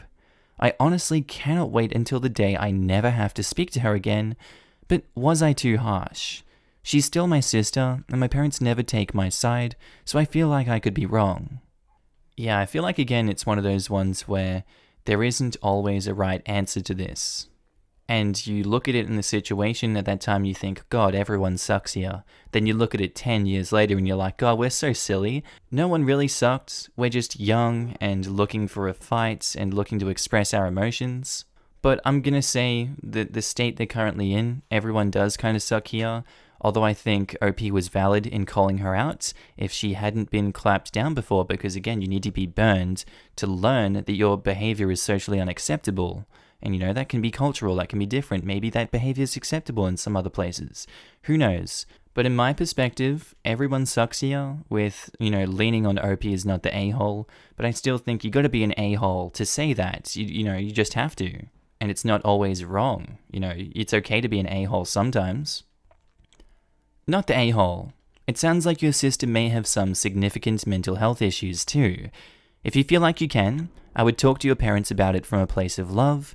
I'm not a therapist, but this isn't normal behavior. I'm sorry about your cake. Yeah, came here to say this. Your sister sounds to have some exercise, food, and control issues. This might be something your family needs counseling over, like her specifically, but it's better for long-term success if you are supportive as a family. Definitely sounds like an eating disorder from what OP has said. Needing time to prepare before bad foods are around is extremely common for people struggling with EDs. OP, your sister probably has an eating disorder. That's a serious mental disease, and she needs support from her family. If OP were an adult, I would say you're the a-hole, since OP should have realized that something was wrong with her sister. However, since OP is a teen, I go for no a-holes here. OP, please take this as a wake-up call for you. You're the a-hole for getting mad when her birthday cake got ruined? Are you fudging serious? Mental illness doesn't excuse crap behavior. God, we have got some contentious opinions here, don't we, people? Everyone sucks here. Your sister sounds exhausting to be around, and I sympathize. That being said, 1, you assume she had no problems. Mental health isn't like a broken leg. It hides beneath the surface. 2, exercising obsessively and disordered eating sounds like an eating disorder, and if no one in this family has recognized that, that's awful. 3, you for using the naughty word in an exceedingly inappropriate way. They were soldiers who committed brutal acts, not the man trying to control bratty teenagers. 4, I get sibling fights are common, but what you said crossed a line. You straight out said to her, she's not worth your parents' time or money. Your sister sounds awful to be around, and my cousin is the same way. That doesn't justify the way you talk. To be fair, I think the parents know, and that's why she's in therapy. If that's the case, then they need to intervene when these fights are happening and not just punish the 15-year-old on their birthday because they reacted to something they clearly don't understand. I'm not judging OP for not realizing the sister's issues are real, but that's when the parents need to intervene and help them understand and make their lives easier. They can't just focus on one child and forget the other two and expect everyone to be happy. God, I really needed someone to back up my everyone sucks here judgment. That was the only one. There's like thousands of not the a-hole. Posted by user Back to Work Fight, titled, Am I the a-hole for going on a trip that used to be a guy's trip and saying something rude about the guys who had a problem with it? I am a woman in my early 20s. This year, I've started a job at a robotics company where I'm the only woman on the team. I get on great with my co-workers, it's never been awkward, and they've never treated me differently for being a chick. Till now, I guess. Apparently, every year there is an informal camping trip the group does. Not mandatory, but a lot of the team goes. It's not something the bosses come around for, it's just a chill weekend the engineers and technicians do. My co-workers invited me this year, and I said yeah, I'd come. I like camping and fishing. I've got all the gear already, so I wouldn't need to borrow anything or share a tent with anyone.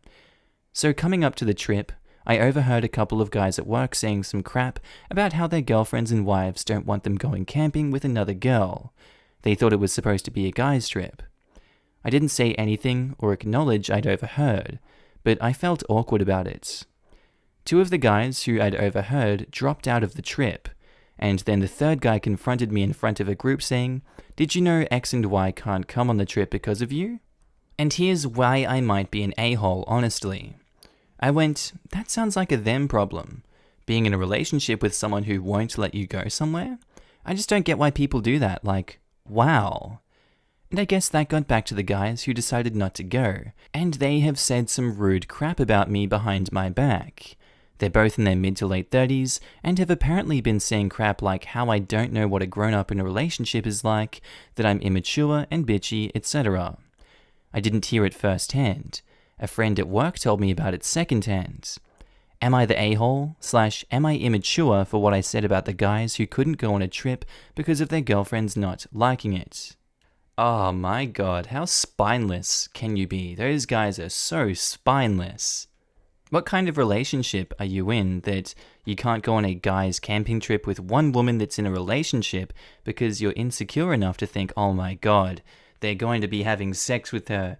I can't trust my partner. It does sound like a them issue. It sounds like OP was mature enough to confront them about it and knock back down because it's not OP's problem. She can't control the fact that she's female and they're male. No. Then to go behind her back and crap talk her when she was the bigger man and pointed out the obvious flaw in the argument here. Obviously these things don't always have to be said, but OP is not the a-hole for saying it. They are the a-hole for continuing to spread crap behind OP's back on the basis of her gender and of their partner's jealousy and not being able to trust them. Not the a-hole. Excluding women from informal socializing is part of why women have had such a hard time breaking through the glass ceiling. These trips and golfing, going out to bars as a team, playing sports together, whatever work buddies do, may not be official company functions, but they're how networking and building relationships happen. If women or minorities can't be part of that, they don't build the necessary relationships and networks to advance. If some guys don't want to go because you're there, that's a them problem, not yours. Keep going to this stuff and don't second guess yourself. And the primary reason for this is these men's insecure wives. The men then proceed to lash out at the wrong person. My point, since I'm sure it'll be missed, women, stop being jealous of other women around your partner, and men, stop letting your partner tell you who you can and can't hang out with.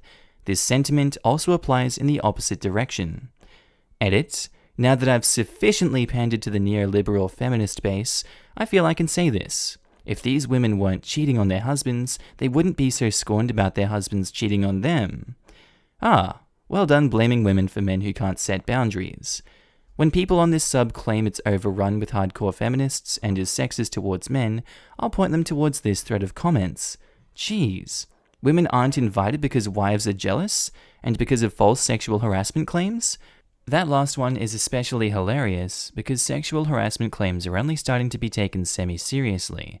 Before Me Too, bosses, aka men, didn't care in the slightest, and the women who were harassed or assaulted were seen as ladder-climbing lazy tramps. God damn, it's no win being a woman sometimes. You're either jealous, a liar, or your career suffers because of sexist crybabies.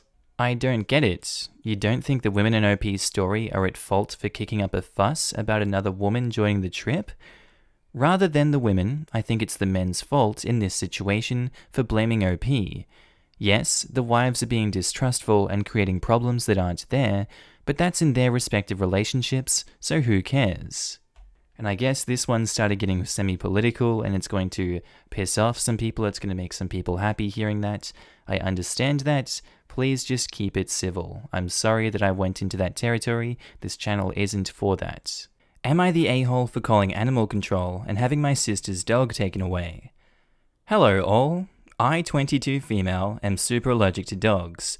Like oatmeal baths and peeling skin days later, allergic. My sister, 24 female, knows this, and yet constantly asks me to dog sit her little Cujo, a 4-ish-year-old border collie. I always say no. Well, today she asks, and I say no, and think it's the end of it. Nope. 1 hour later, I hear my front door open, close, and car drive off. I go to see what's happening, and there's Cujo, completely tearing apart my mudroom. So he's essentially contained in this room where you're meant to take off your coats, shoes, umbrellas, blah blah blah, before you get into the house. The first door doesn't have a lock, it's kind of like a screen, and the second door that leads into my house does. She leaves him in between these two. I immediately call my sister, who says she just needed to leave him with me for a week, and that I can just put him in the backyard and feed him once a day. She didn't leave any food. I tell her that she has 30 minutes to come back and get the dog, or I'm calling animal control. She says she's on her way out of town on a frickin' bus and can't make it. I just hang up. 30 minutes later, no sister. I call animal control, and they take Cujo away. He has wrecked my entire mudroom, probably 5 pairs of shoes, a couple jackets, and an antique bench thing. My sister calls 3 hours later to ask about the dog, who is obviously no longer there. I tell her as much, and that she'll be paying back for the damages as well. She screams at me for a second before realizing she needs to go get Cujo, and hangs up to try to get someone else to pick him up. The shelter has a 48-hour policy, so he could be adopted out if someone doesn't pick him up soon. She refuses to pay me back, and I'm honestly thinking about just cutting her off entirely. Am I the a-hole? Edits. For everyone saying I should have called friends and posted on Craigslist, etc., you're probably right, but I didn't have the time and state of mind to do so. I couldn't move him to the yard or drive him somewhere without risking severely swollen eyes and tongue, and eventual full-body hives. Furthermore, he had wrecked the entrance to my home, and I've seen dogs chew and claw up floors, doors, and walls, which would be a much more costly repair. I absolutely wish I would have looked up specifically no-kill shelters though. As far as I know, he hasn't been picked up yet, but our shelter was emptied out due to all the COVID adopters, so I'm assumed that he'll be fine. I'll try to remember to update. Not the a-hole, and what entitlement. After you say no repeatedly, she dumps the dog on you for a week? She's not going to reimburse you for damages. Go ahead and cut her off. She's such an a-hole. And didn't leave any food. Crazy entitlement. Not the a-hole. Lack of food, poorly trained. She should not own a pet, especially a dog as smart as a border collie. Number 1 smartest breed of all dog breeds. They need stimulation and training, not just thrown in a yard and fed by someone deathly allergic. What an a-hole. The dog going around tearing up the room also shows they were either extremely poorly trained or extremely stressed out, or maybe even both. No matter what it was, this post is just yikes on so many levels. Not the a-hole, please cut your sister off. And you did the poor dog a favor if he can get adopted by a responsible dog owner. Border Collies are very intelligent and active working dogs who need a lot of training and stimulation. It's not its fault it tore apart your belongings. It should have been trained years ago. And to drop a dog off for a week with no food, no toys, nothing? At minimum, your sister is a neglectful idiot. I know, Border Collies are so intense. I couldn't exactly blame him for ripping up my stuff. I suspect she left him with me because I'm the only one she knows with a yard. So yard equals Border Collie friendly, I suppose, lol. My Border Collie mix can hop and climb fences, so that's not Border Collie friendly to some. I had a Border Collie mix and he spent 15 years jumping and digging under fences. We replaced our old wood fence with a 6.5-foot color-bound fence, ran light, electrified wiring around the base, and then had to put up additional curved-in tops for the bloody thing. The a-hole still got out until hips gave up on him. Turns out he was climbing a bloody tree. I loved that little a-hole of a Houdini. Oh my god, what an a-hole. We had an Irish setter and an 8-foot huge chain-link fence, and the a-hole kept getting out. Was he climbing? Was he parkouring up trees? Was he turning sideways and shimmying through the stairs? No. My dad hid in the treehouse to spy one day. A-hole dog was opening the gate and closing it. What a sneak. He just wanted to go visiting that badly. We put a latch that you needed thumbs to open on it to stop him. Posted by user Throwaway929300, titled, Am I the a-hole for refusing to split my inheritance with my siblings? I'll try to summarize as much as possible. I, female 19, have an estranged grandpa more or less. He's my dad's father, but my dad hardly had a relationship with him. I have 2 other siblings, one younger, 13, and one older, 26. My grandma divorced my grandpa when my dad was only 10, so he lived with my grandma his whole life in a different state and didn't see him. When he got older, he saw him a little more, and my grandpa started coming around a little bit more as well. He'd stay for a week at a time and then go home. He was an old, bitter man, to be honest. He never got remarried and lived his whole life in his coastal town with the same friends he'd had his whole life. He wasn't pleasant to be around and could hold grudges longer than anyone I've ever met. But regardless of this, he was filthy rich. He owned a successful business that he sold for $1 million. He retired after selling, but his house sits on an island as well as the biggest piece of land on the island, so it sold for well over $3 million. I was never close with my grandpa, but I look after his sister who is a registered nurse, and he adores her. He always told me that he was proud to see me follow in her footsteps. He died a few months ago. Since then, my family has been torn apart. He left everything to me. He essentially liquidated all of his assets, and it ended up being close to $8 million. I was shocked. I didn't and still don't know what to do with the money, but I'm going to save it. My dad and stepmom as well as my siblings are hounding me to split the money with them. I just can't do it. My dad is an alcoholic who never said anything nice about his dad. Despite him being bitter, my grandpa actually bought my dad a $300,000 house. My dad would 100% drink away any money given to him. As far as my siblings, my brother has full financial support from my grandma as he is the favorite, and he is very wasteful and ungrateful. He never talks to me, and always is very mean to me when he does. My little sister is the only person I've actually considered. She's very young, and that's really the only thing stopping me. Her mum is money-oriented, and would take the money from her. So I'm waiting until she's 18, and I offered to pay for her college. But now my family is telling me I'm unfair, and the money doesn't belong to me, and I'm not deserving of it. That I'm too young, and I'll waste it on cars and clothes. I don't agree, and now they're all threatening to cut me off and never speak to me, or even sue me if I don't give them all a chunk of the money. I don't know what to do, and I'm buckling under pressure here. I've already had 2 police officers out to my house because my dad is claiming I stole the money from him. Everything was through an attorney. I know I did nothing wrong legally, but morally, I don't know. So, am I the a-hole? I'm going to speak on this morally because I don't like really going into legalities on am I the a-hole, but the only legality I would go into is that give them the bare minimum that is required in a lease so that they don't have to hound you anymore. OP, you are not the a-hole at all for keeping the money. You have explained how everyone else is going to waste the money, and how they treated the father throughout his lifetime, and how you were the only one that actually showed up and was a positive influence in his life. You deserve it. They have all shown throughout his lifetime that they do not deserve the money. Therefore, I do not think that you should give them the money.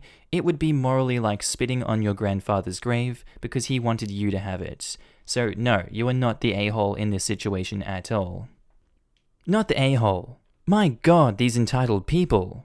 If they want to cut you off for money that your grandpa willed to you, show them the door.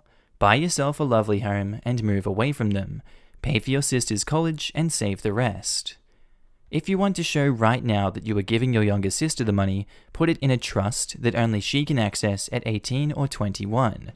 Talk with a financial advisor/lawyer to set this up.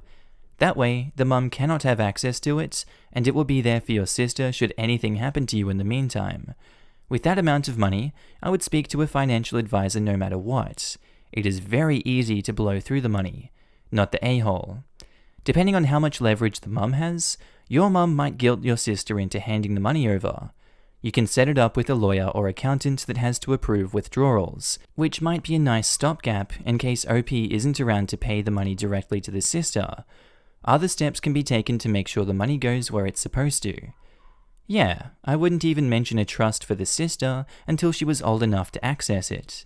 Telling everyone right now would just give the sister's mum years to manipulate the money out of her. Not the a-hole, considering the circumstances you mentioned. Lawyer the hell up. If they're going to sue you, you might as well be prepared to deal with the BA. Also, in terms of money, I highly recommend you invest. I don't want to tell you what to do, but you can turn that $8 million into generational wealth that can continue to provide for your family for decades to come. Even putting that into some sort of account with interest would be a lot of money made from just interest. My mum always said that if you win the lottery, you should put it in a bank with high interest and live off the interest money, which I think is a pretty smart move. I'm gonna have to respectfully disagree. That may have been a pretty smart move, but now since the Fed lowered that rate to 0%, interest doesn't pay squat. My initially very high 2.3% interest from my brokerage is now 0.2%. You're better off buying high dividend stocks, generating passive income through dividends, which pay out monthly or quarterly, and letting the stock themselves appreciate in value, generating even more money.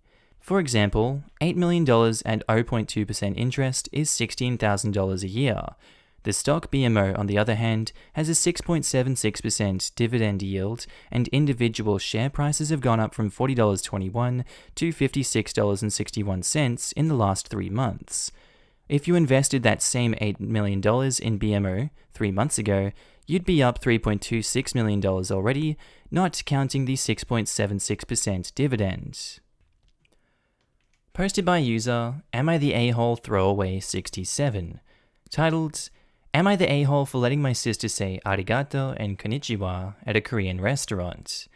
So, my siblings and I, 2 sisters plus 3 brothers plus me, decided to go to a Korean barbecue place a while ago. One of my sisters, let's call her Maddie, is very proud of her language skills. I don't know what that even means. She doesn't let anyone correct her and gets very upset if someone tells her she's wrong. So, as soon as we enter the restaurant, she greets a waitress with a konnichiwa. This waitress is a pro. Doesn't even look surprised. She greets us in Korean and leads us to a booth. We all sit down and hope that Maddie doesn't say anything like that again. No such luck. Every time a waitress approaches our table, she greets them with a konnichiwa and says arigato when they put down our food. By the 3rd or 4th time, even the staff are looking amused. One of my older brothers, brave soul he is, tries to tell Maddie to maybe cut down on the greetings and thanks, since we are at a Korean restaurant. Emphasis on Korean. She doesn't get it. Enter brave soul sibling number 2, attempts to directly tell her she's talking to them in Japanese, gets cut off, none of us try again. At the end of the meal, we are all trying to hold back laughter. As we are leaving, sister turns around and says, "Konbanwa." After leaving the restaurant, I was the first one to break. I start giggling, then my other sister follows as well. Maddie immediately asks us why we're laughing. We tell her that she'd been speaking Japanese in a Korean restaurant, and she vehemently denies it. We pull out Google Translate to prove it to her. Immediate, you could have done that while we were eating instead of letting me embarrass myself in front of them. Yeah, she didn't talk much during the drive home. I'm gonna say no one's the a-hole here. It's not really an a-hole move at all to prove that to her. They did try to do it. She didn't realize, so I guess maybe the sister's an a-hole, but I'd say it's more the sister just was dumb, didn't understand, and refused to understand. I wouldn't say she was intentionally being an a-hole. Not the a-hole. This sounds like a damned if you do and damned if you don't moment. Your sister was told a number of times she was wrong, but she got annoyed at the interference. Then she got annoyed outside when she realized she messed up. Your input wouldn't have made any difference at all. Agree, not the a-hole. She was told twice and continued.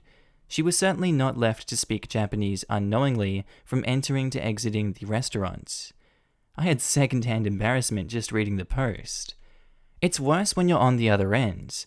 I'm Korean, and older white people with good intentions will say hello in Chinese or Japanese, and in my head I'm like, do I correct this guy, or just let it be?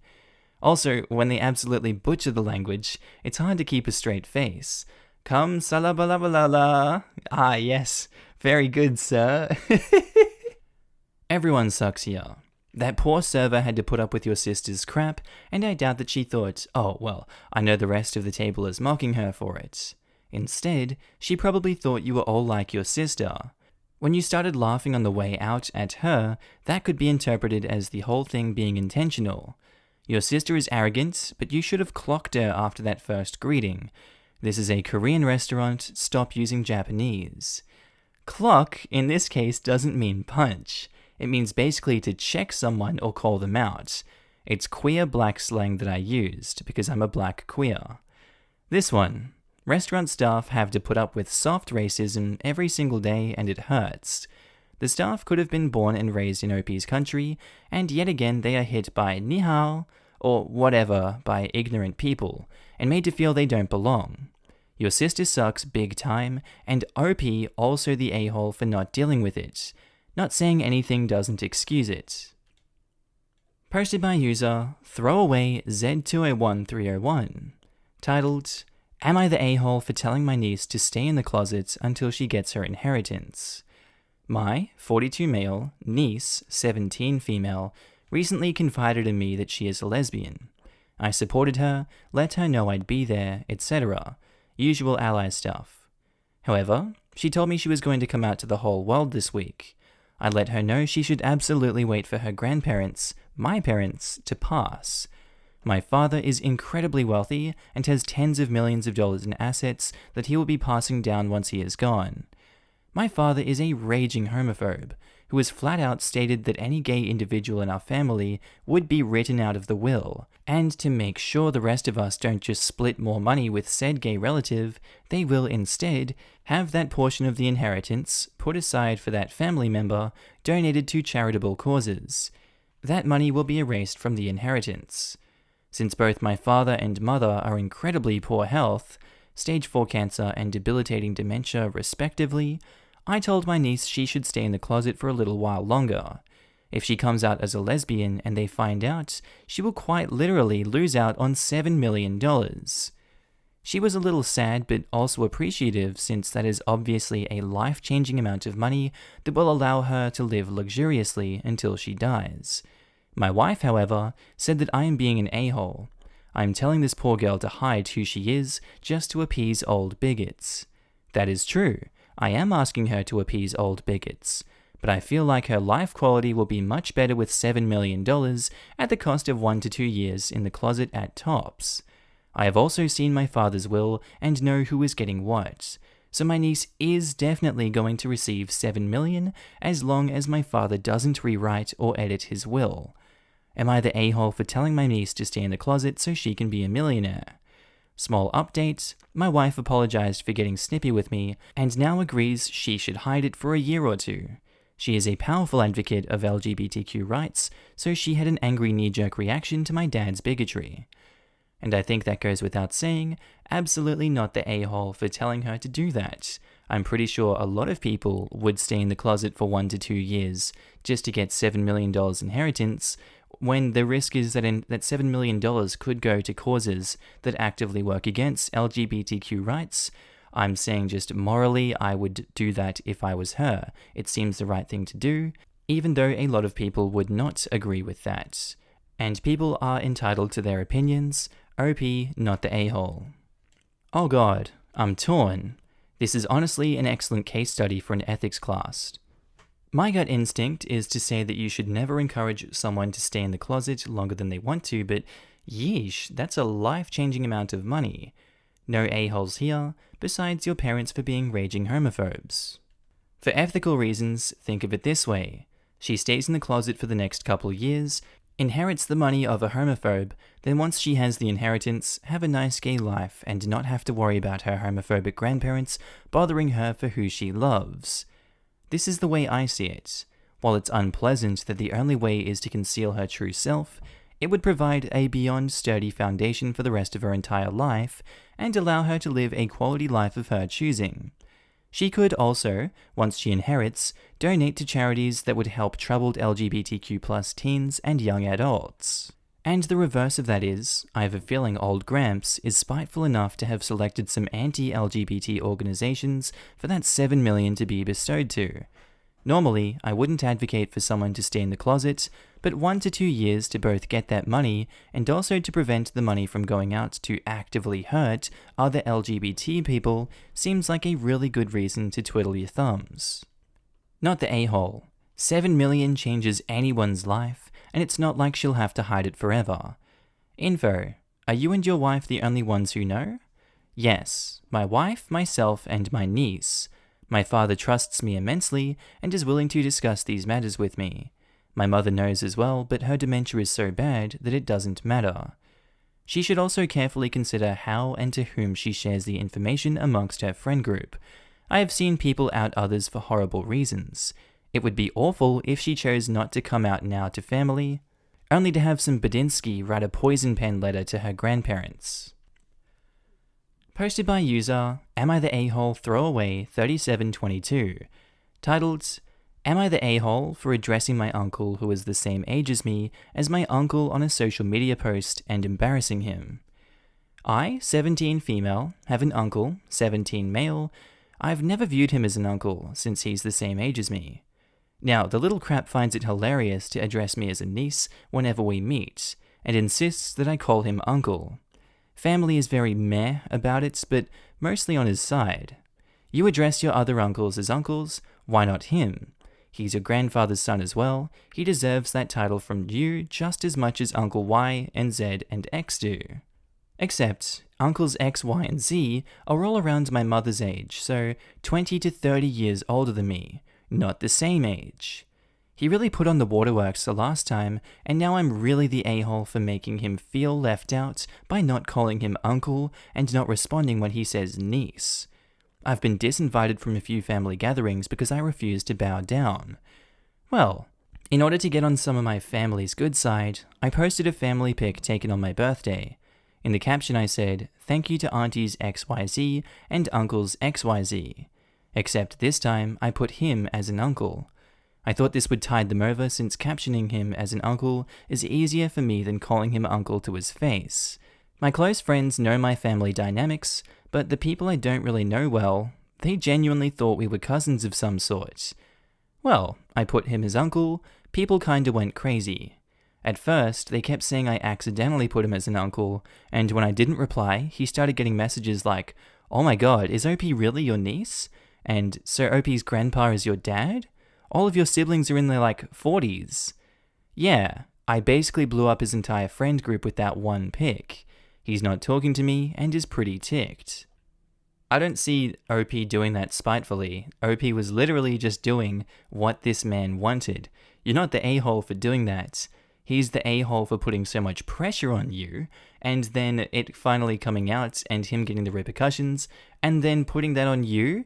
Oh my god, you did the thing that I told you to do and it had bad repercussions and I have to take responsibility for my action now? God, you suck. I'm not going to talk to you anymore. No, OP, not the a-hole. He sucks. He's dumb. Not the a-hole. R/malicious compliance is funny. You did exactly what he told you to. He shouldn't be mad. The tables have turned. He can't even be mad. He wanted to be called uncle, and all the other aunts and uncles also thought he should be called uncle. It's not even that uncommon for uncles and aunts to be a similar age to nieces and nephews, depending on the age of the parents. And while some people might find it weird, it wouldn't collapse your friend group unless you lied about it. Not the a-hole. He asked you to call him uncle? You did so. Maybe not in the context he was asking for, but he doesn't get to insist that you call him uncle in one setting, and keep it a secret elsewhere. Also, why is it embarrassing to him if he is the same age as his niece? It just means that he is much younger than one of his siblings, and that sibling has kids at a relatively young age. So what? Ha! My mum had me at 30. My grandpa had me with his now ex-step-grandma. Ex-step-grandma remarried, and he let people assume his stepdad was his bio-dad. I didn't know this until I posted that pic. Oh, this info would have been useful for the OP. Not that it changes the judgment, not the a-hole still, but it makes it seem weird that he'd be upset without this info. He was lying to people about his family relationship, you tell the truth because he was basically insisting that you do, and now he's mad? Yeah, whatever. Posted by user Throwaway908173, titled, Am I the a-hole for taking away my son's inheritance? Hello, I will try to make this brief. I, 56, and my wife, 54, have a son, 23, who just got married. He is an only child. My wife and I came to America when I was 22 years old. We knew no one had no jobs, but over the years we got a small restaurant and were able to make a living. 10 years after we got to the USA, we brought my mother-in-law over. We had saved for years to give our son money when he turned 25. In our culture, you give your child money when they are young and starting out because they will take care of you when you are old, so they can buy a bigger house, etc. This is our culture. Our son knew about this his whole life. His grandmother has lived with us her entire life. She just turned 81 and still lives with us. My son got married in December. It was a nice wedding, and his wife is very nice. She's a white American. I'm not adding that because I believe she is racist, but it will explain some cultural differences. In March, all 5 of us were having dinner, and his wife mentioned that they were going to start looking at houses when the pandemic is over. My wife mentioned a bedroom on the first floor for we to come live with them. My wife said it in a joking way. We weren't planning to live with them for another 10 plus years, at least until we retire. My daughter-in-law looked shocked. She asked why can't we just use the guest room if we wanted to spend the night. My son then tells me that she isn't used to our culture and that they would prefer to live with the family they make. Honestly, I and my wife didn't know what to say. Our son gave us the impression that he was fine with us living with him when we got older. He would even show us guest homes and the likes from magazines. Currently, we have about $800,000 saved that we planned to give our son. It's not a huge amount to support 3 people, especially older people. After they left, my wife and I discussed our options, and we decided that our best course of action was to speak to our bank and use our money for retirement. He knows about the money, but not how much. I told my son and daughter-in-law about the new plan, and my son got mad at me, saying that he plans to use some of the money for a down payment on a house. This is our only money for retirement. It was supposed to go to him because he was supposed to take care of us. We have to take care of ourselves now and don't feel like we owe him that money. Am I the a-hole? Edit, they don't want us to live with them. They said it when told them the plan. My daughter-in-law says that she would constantly feel like they were having guests over. She also said it wasn't because she didn't love us. She also doesn't want her own mother to live with them. Edit 2, because we're business owners, we take deductions that affect our social security benefits.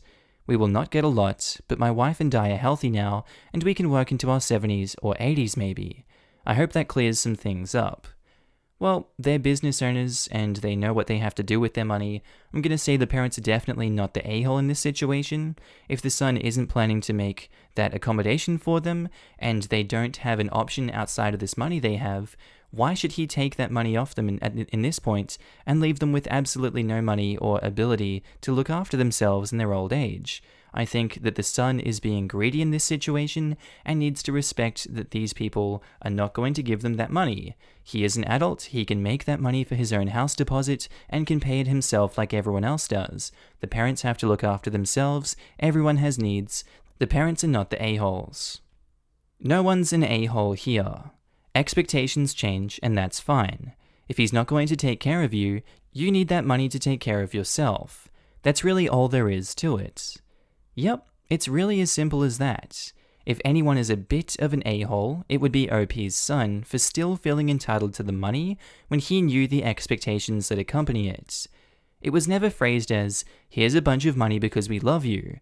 It's been known all along that it's a, here's a bunch of money to offset the cost of taking care of us.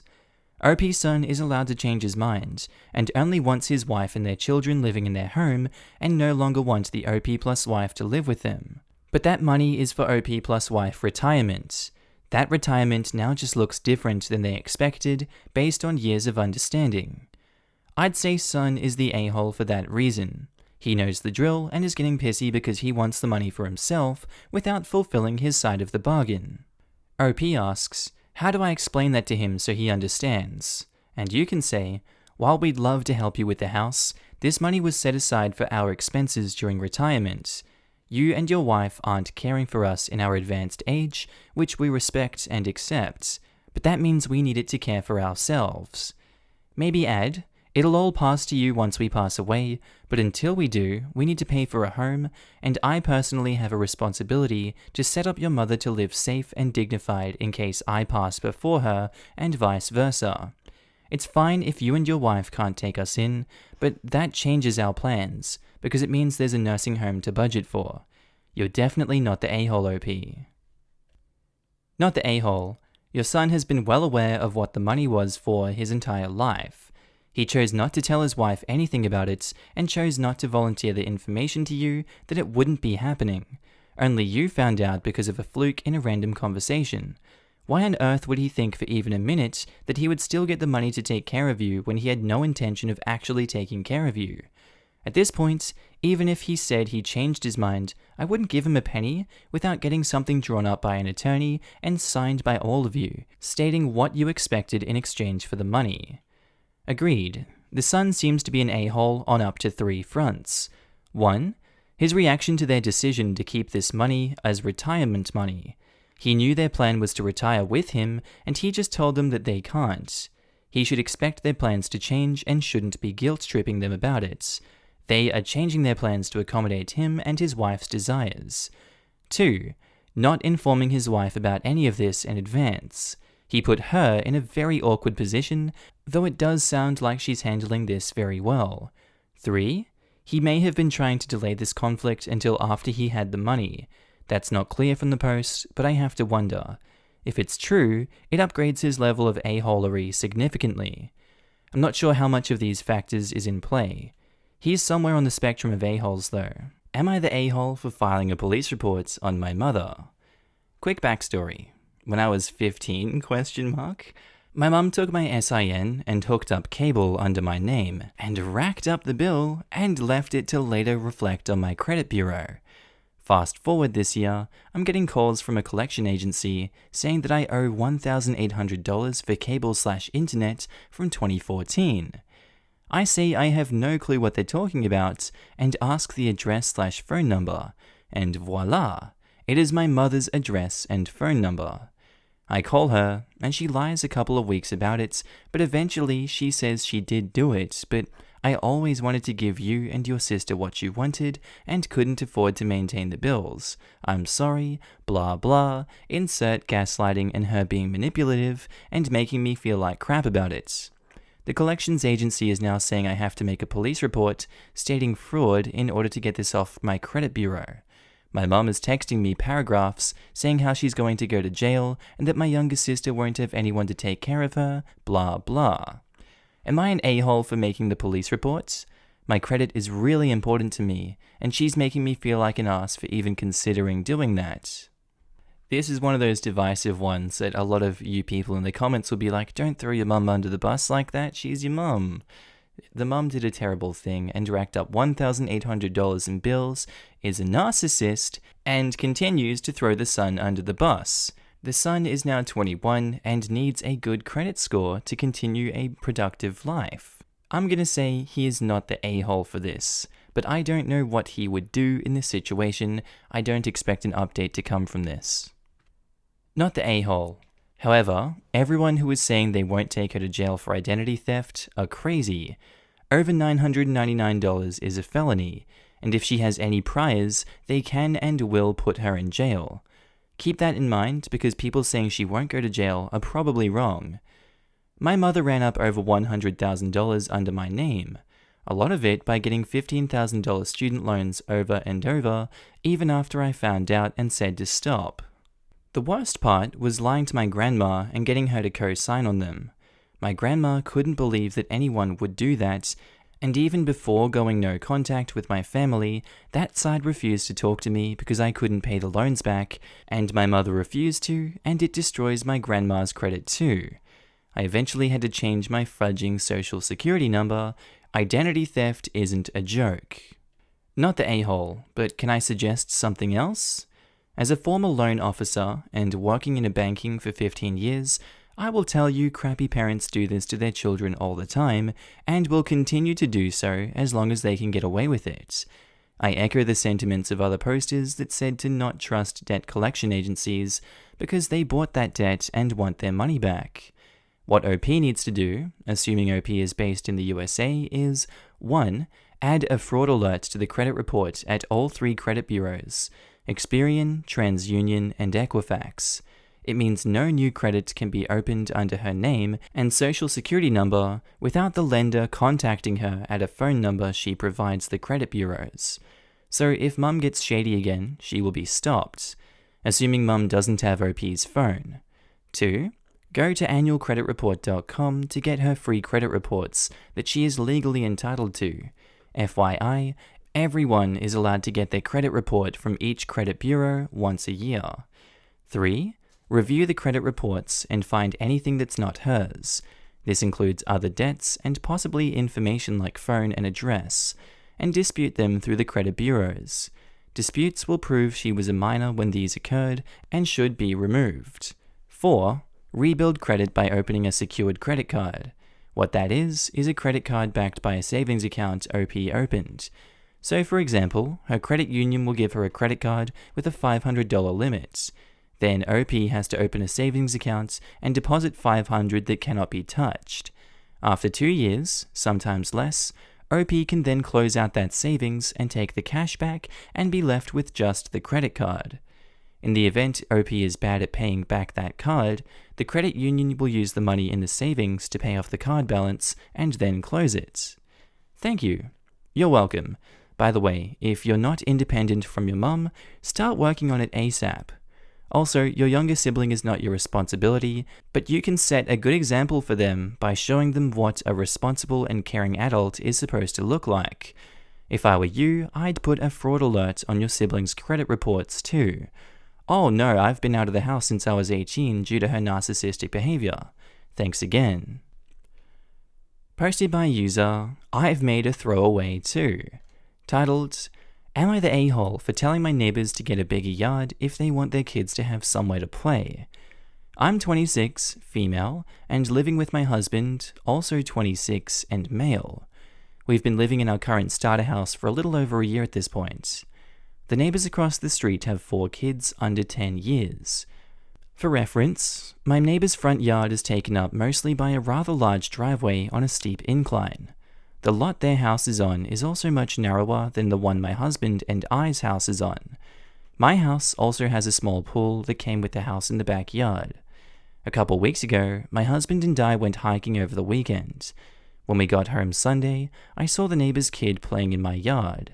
They were riding their bikes in the driveway, and they seemed like they've been playing in the yard since some toys were there.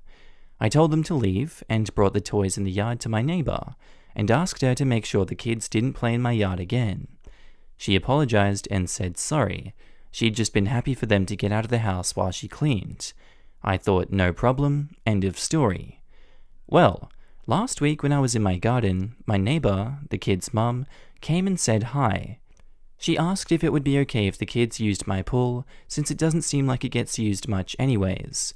She said she'd supervise, but the kids have been wanting to go swimming, but they can't because of corona restrictions. I told her I wasn't comfortable with that, even if my husband and I were home at the time. She seemed to understand, and she let it go. I don't use Facebook much, but my neighborhood has an FB group. 2 days ago, I checked it for the first time in a while and saw a post from my neighbor from last week. It basically said, I'm really disappointed in the disrespect for parents. It takes a village to raise kids, and we should support each other in this troubling time. Children need places to play and grow. When I first moved here, I hoped this to be a neighborhood for young growing families. I'm just overall disappointed in how some members of this community aren't keen on being friendly to children. That's paraphrased, but you get this gist. She didn't name any names, but I connected a few dots, and against my better judgment commented, maybe you should have gotten a house with a bigger yard if you wanted your kids to play. A few hours after my comment, I get a text from said neighbor, saying she wasn't referring to me, and she was very hurt that I'd say something so rude on a public forum. I told her not to bother me anymore. I've since been removed from the Facebook group, by the way. My husband thinks my neighbor is an a-hole, but he also thinks I shouldn't have engaged with her cause it just makes me look bad, and it'll make living here a pain. Am I the a-hole? Edit, I didn't expect this to get so many replies over just a couple hours. Just a few things though. The kids weren't playing in my backyard, it was the front. They are the youngest kids on my street, the rest are older kids, and the oldest of the bunch might be older than 10, I'm bad at guessing ages. The youngest is probably 5 to 6 years old. My neighbor and I have been civil in the past, but I know almost nothing about her. We're not total strangers, but certainly not friends. The way my neighborhood is built, the houses across the street from me are more elevated and have a steep incline, which takes up a lot of the space from the front yard. My side of the street is more even grounded. I use the pool about once a week and it's well maintained. You can see part of it through my side yard gates, which is an above ground pool. I'm gonna say that everyone sucks here on this situation. I think the neighbor was a dick for putting that post up and being so vague about things. I can understand where the frustration comes from, but you don't need to vent about your neighbors to your neighbors. And I think OP was a dick for responding in such a callous way publicly when it could have been handled privately. I think this is just a very petty situation and everyone sucks in this situation. Not the a-hole. What? How can they even ask to use a random person's pool? I would have done the same and said no, because if something happens, they would be quick to blame you. My housemates and I use neighbors' pools all the time. The difference is we're friends with her. We have dinner together, get one another gifts, and are respectful. The neighbor was just in an entitled mood. Being friendly towards kids is expected. They are still learning social cues and decorum. Their mother is hampering this by being so dismissive of it all. The other difference is it sounds like you're of age. I wouldn't want the responsibility and liability of 4 kids under 10 in my pool, if I had one. God forbid something happened to a child and OP is on the hook for medical bills or a lawsuit. I mean, if the neighbor was also a close, trusted friend, then hey, can my kids and I use your pool wouldn't be unreasonable. For that matter, OP might well be inviting them over to begin with. But yeah, the close and trusted friend bit is sort of important. Everyone sucks here. I'm on your husband's side on this. She's an a-hole for the post, but you shouldn't have replied. To be clear, you're not an a-hole for not wanting her kids to play in your yard or use your pool. Exactly. Just complain to your husband and leave it off Facebook. Everyone sucks here. I'm not so bothered by the fact that she responded, although getting into Facebook fights is definitely childish, but how she responded, that was botched. She couldn't have done a better job of supporting the neighbor's silly argument if she tried, saying, you should have bought a larger, more expensive piece of property if you wanted your kids to have a yard, is playing right into the neighbor's hands. OP sounds conceited, classist, and totally unempathetic. The kicker is that OP should have the high ground here. She didn't do anything wrong by asking the kids to play in their own driveway, or by refusing to let her into the pool. The mother is acting pretty entitled, but now the mother looks like the good guy. Posted by user throwaway Am I the A-hole 69422. Titled, Am I the a-hole for not supporting my ex-girlfriend financially despite us severing ties completely?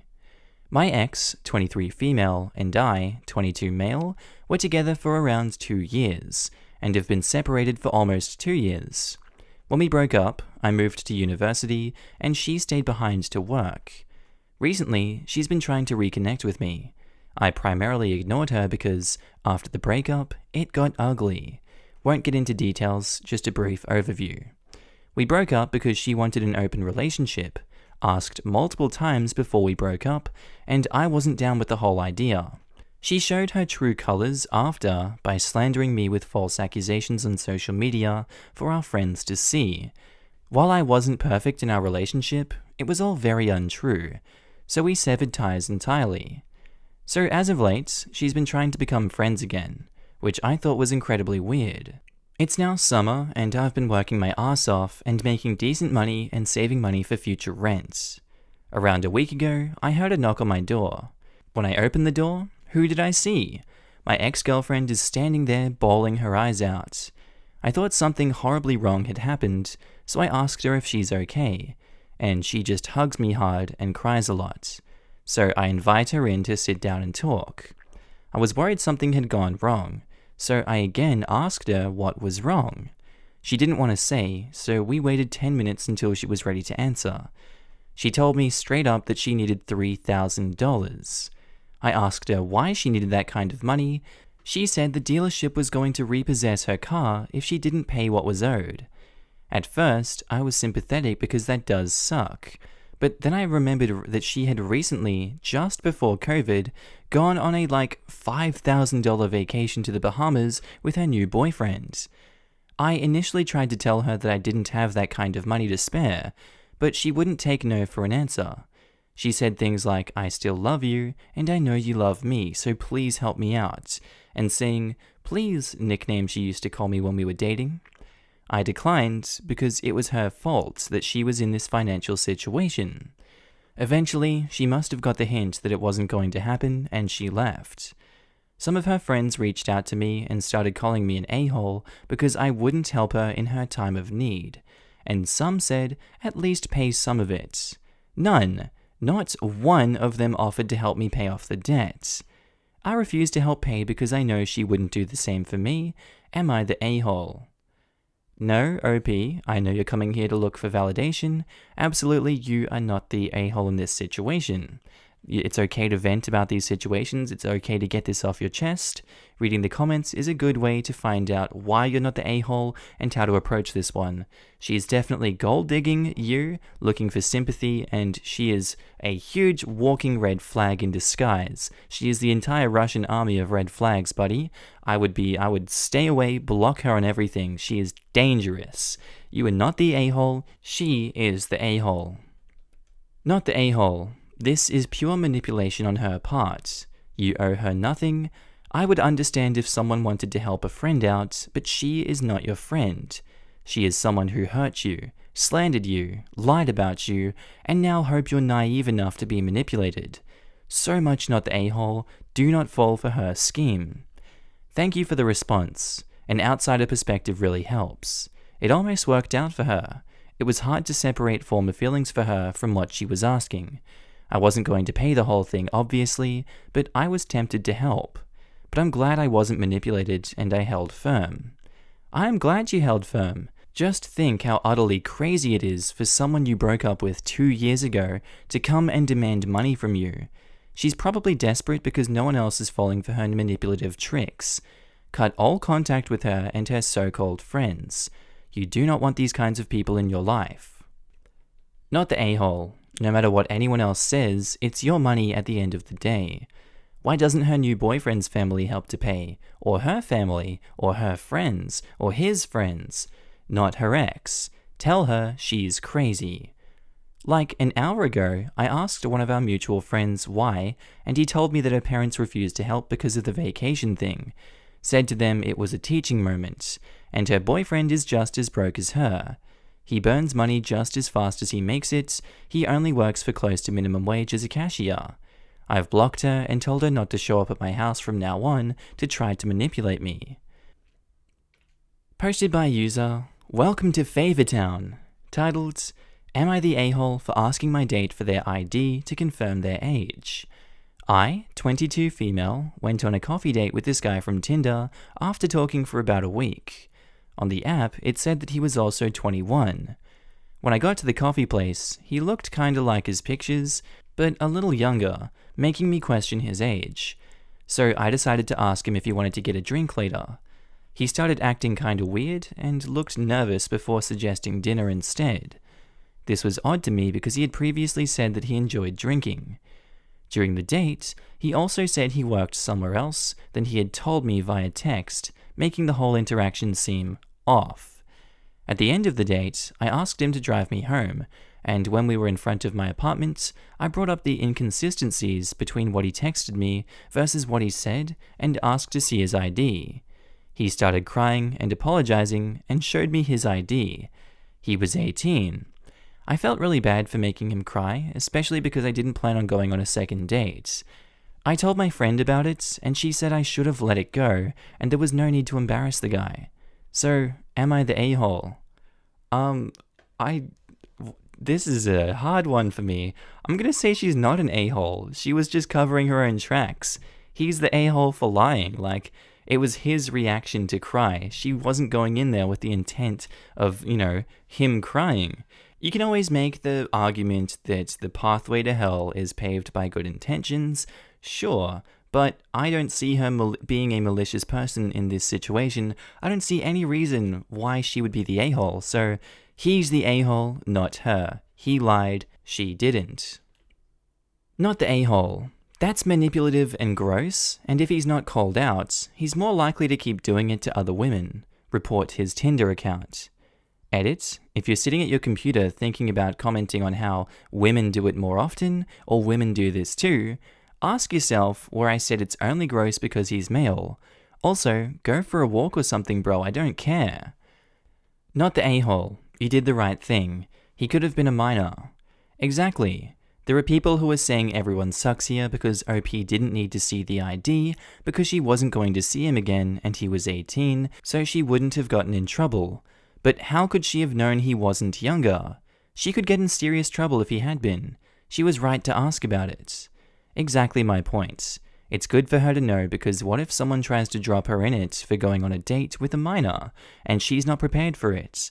What if they had ended up staying friends? Honestly, he very well could have been 16 or 17 and lied again when caught that he was 18.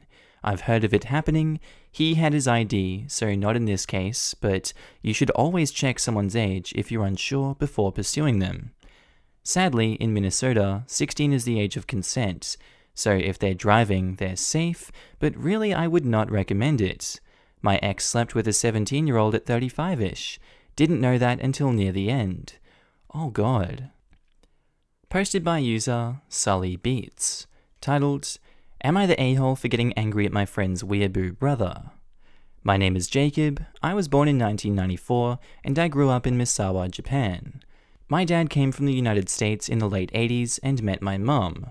My dad was in the military and was stationed there. Being Japanese and white was already a struggle for me growing up in Japan, but the struggle got even worse for me once we moved to the United States in 2009. I was viewed as a zoo animal to people at school, and in my personal life outside. My friend's little brother is a weeaboo. If you don't know what a weeaboo is, well, a person who retains an unhealthy obsession with Japan and Japanese culture, typically ignoring or even shunning their own racial and cultural identity. Many weeaboos talk in butchered Japanese, and while weeaboos claim to love and support Japanese culture, counterintuitively, they tend to stereotype Japanese culture by how it appears in their favorite anime. Literally, I learned to despise them.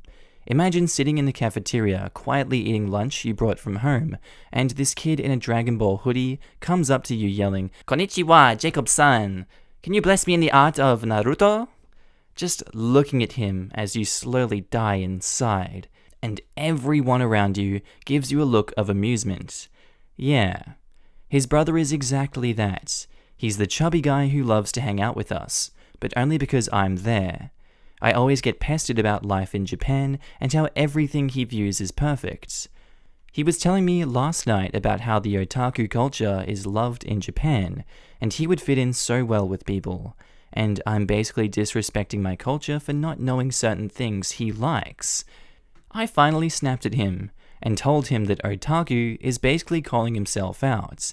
In Japan, they are viewed as weird, unhygienic outcasts. People would think of him as Miyazaki Tsutomu, otaku murderer. It's more of an insult. He would make a fool of himself, and people would not like him acting that way. Japanese dislike outsiders, I know that for a fact, and I at least have Japanese blood. He got offended by this, and basically called me a piece of crap. Am I the a-hole? No, OP, you're not the a-hole for that. He's disrespected your culture significantly. And by the sounds of it, this is a very sensitive topic for you, and one that you have a great depth of knowledge about. I'm surprised you didn't call him a hikikomori for that attitude that he's giving you. He's an a-hole, he's stupid, he's ignorant. You are not. You are a cultured fellow, OP, and I tip my fedora to you. Not the a-hole. He's basically fetishizing your culture, which is disgusting. It couldn't go on like this forever. Not the a-hole, OP. I agree with you. I used to think weeaboos respected me, but they genuinely thought Japanese people were a monolith, all otaku, and couldn't understand most anime, equals not a very accurate reflection of society / most interactions in Japan. Weebs don't like Japan, they like their idea of it, and their idea of what you should be. I'm also half white and half Japanese. Feeling for you right now. They take trying to learn about another person's culture, which is an awesome thing to do, and turn it into this crappy, cringy mess that makes everyone uncomfortable and spreads falsehoods about Japanese culture. Not the a-hole. I am honestly amazed you didn't react worse than you did. He had it coming by being an a-hole to everyone. Just because you like Japan doesn't mean you should shove it down everyone else's throats. Let's face it, he doesn't actually like Japan. He likes anime. There's a difference. If you were asking about the actual culture and history, I think it'd be a little less gross.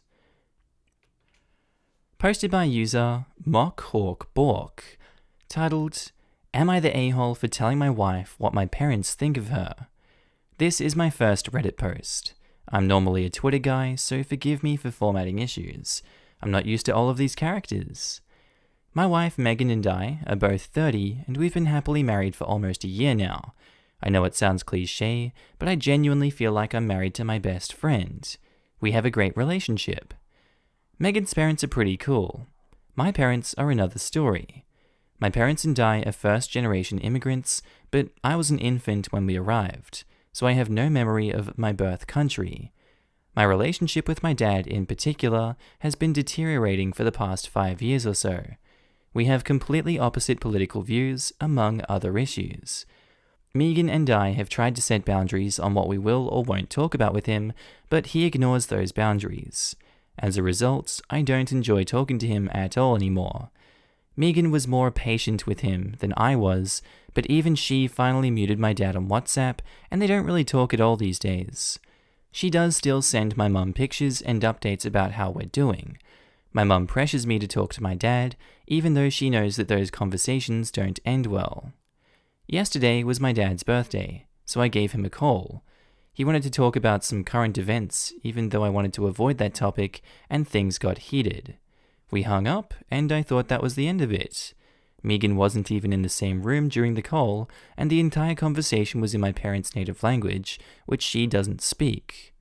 A little bit later, I got a long text from my dad where he said he thinks Megan is controlling what I say and think, and he blamed her for the dumpster fire that is our father-son relationship. Essentially, he thinks she's brainwashing me. He's implied stuff like this in the past, but this was the first time he explicitly spelled it all out. So I told my dad to stop talking crap about my wife. I also told Megan about what my dad said, and she was pretty upset. If anything, she has tried to improve my relationship with my dad, and I think this was a pretty big blow to her. In response, she wrote my dad a message that, in my opinion, was far more civil than he deserved, saying that she knew what he said about her, and that she was heartbroken that he thought of her that way. She also told him that she will no longer be in contact with him. She asked me to read it before she sent it, which is why I know what she wrote. Now both of my parents are blowing up my phone, saying I'm an a-hole for telling Megan what my dad said about her. But I think he should have kept his opinion to himself in the first place, and it's unfair of him to expect me to keep something like this from my wife. Megan, for the record, is not upset at me for telling her what my dad said. She seems sad about the situation, but she says part of her is glad that she now knows what he actually thinks of her. In her words, this whole thing fudging sucks. So, am I the a-hole? Edit, I've been talking with my parents today, and it turns out that my mum was the one who wrote the whole "we think your wife is brainwashing you" text, but she sent it via my dad's phone. I honestly don't know what to do with all of this. I think you're not the a-hole at all for this situation. I wouldn't know how to approach this one. Morally, they're the ones in the wrong. I don't know your family dynamic, OP, and I hope that this goes well. It's never a good idea to keep secrets from your wife. We all know that. Definitely with my non-existent wife, I never keep secrets from her. But yeah, there's no way that you're the a-hole, and I hope you sort this situation out amicably. Not the a-hole. She's your wife, and you can and should tell her things like that. Preach. Especially if OP's parents are not supportive and don't respect boundaries. You seem to communicate in a really healthy way with your wife. Don't let your parents make you feel bad. You deserve support. Why would a parent assume otherwise? She's his wife. They should assume anything that relates to or affects her will be told to her. It's not fair to expect someone to keep secrets from their spouse, unless it's something personal, medical, or whatever that doesn't affect the spouse in any way, not the a-hole. I hope the irony is not lost on you. You're the one who's supposed to have a controlling wife, and yet your mum is using your dad as a mouthpiece. Tell your mum your wife is not like her and does not control her husband. Savage, and I love it. Not the a-hole. Marriage requires honesty. Maybe now your wife will stop trying to mend things. Some people, like your parents, can never be changed. Truth. I tried for years with my in-laws, and if anything, things got worse. I eventually gave up and just started supporting my husband until he cut them off. They still blame me for it, even though it was their abusive actions that caused him to give up too. He was the scapegoat, and his family still tries to drag him back. I'm super proud of him because without their constant, "you're a loser and will never amount to anything," he's really blossomed. Sometimes you just need to cut off the extra baggage. Alright guys, that's all for today's video. I hope you enjoyed this one today. Tell me what you thought of it down in the comments below. If you're not subscribed to the channel, I would love you to subscribe because I love your face and I love seeing you here every single day that you are here in this video. I don't know what else to say today, guys. I hope you enjoyed the content. I do have a second channel that's called Markee 2. Link should be up on the screen somewhere here if you don't have adblock installed. If you don't know where to find the channel, you can go to my main page. Just click on the Markee face and it should be on the right somewhere there, or on channels if you're on phone. Hope you guys have a good one. I'll see you in the next one. Bye.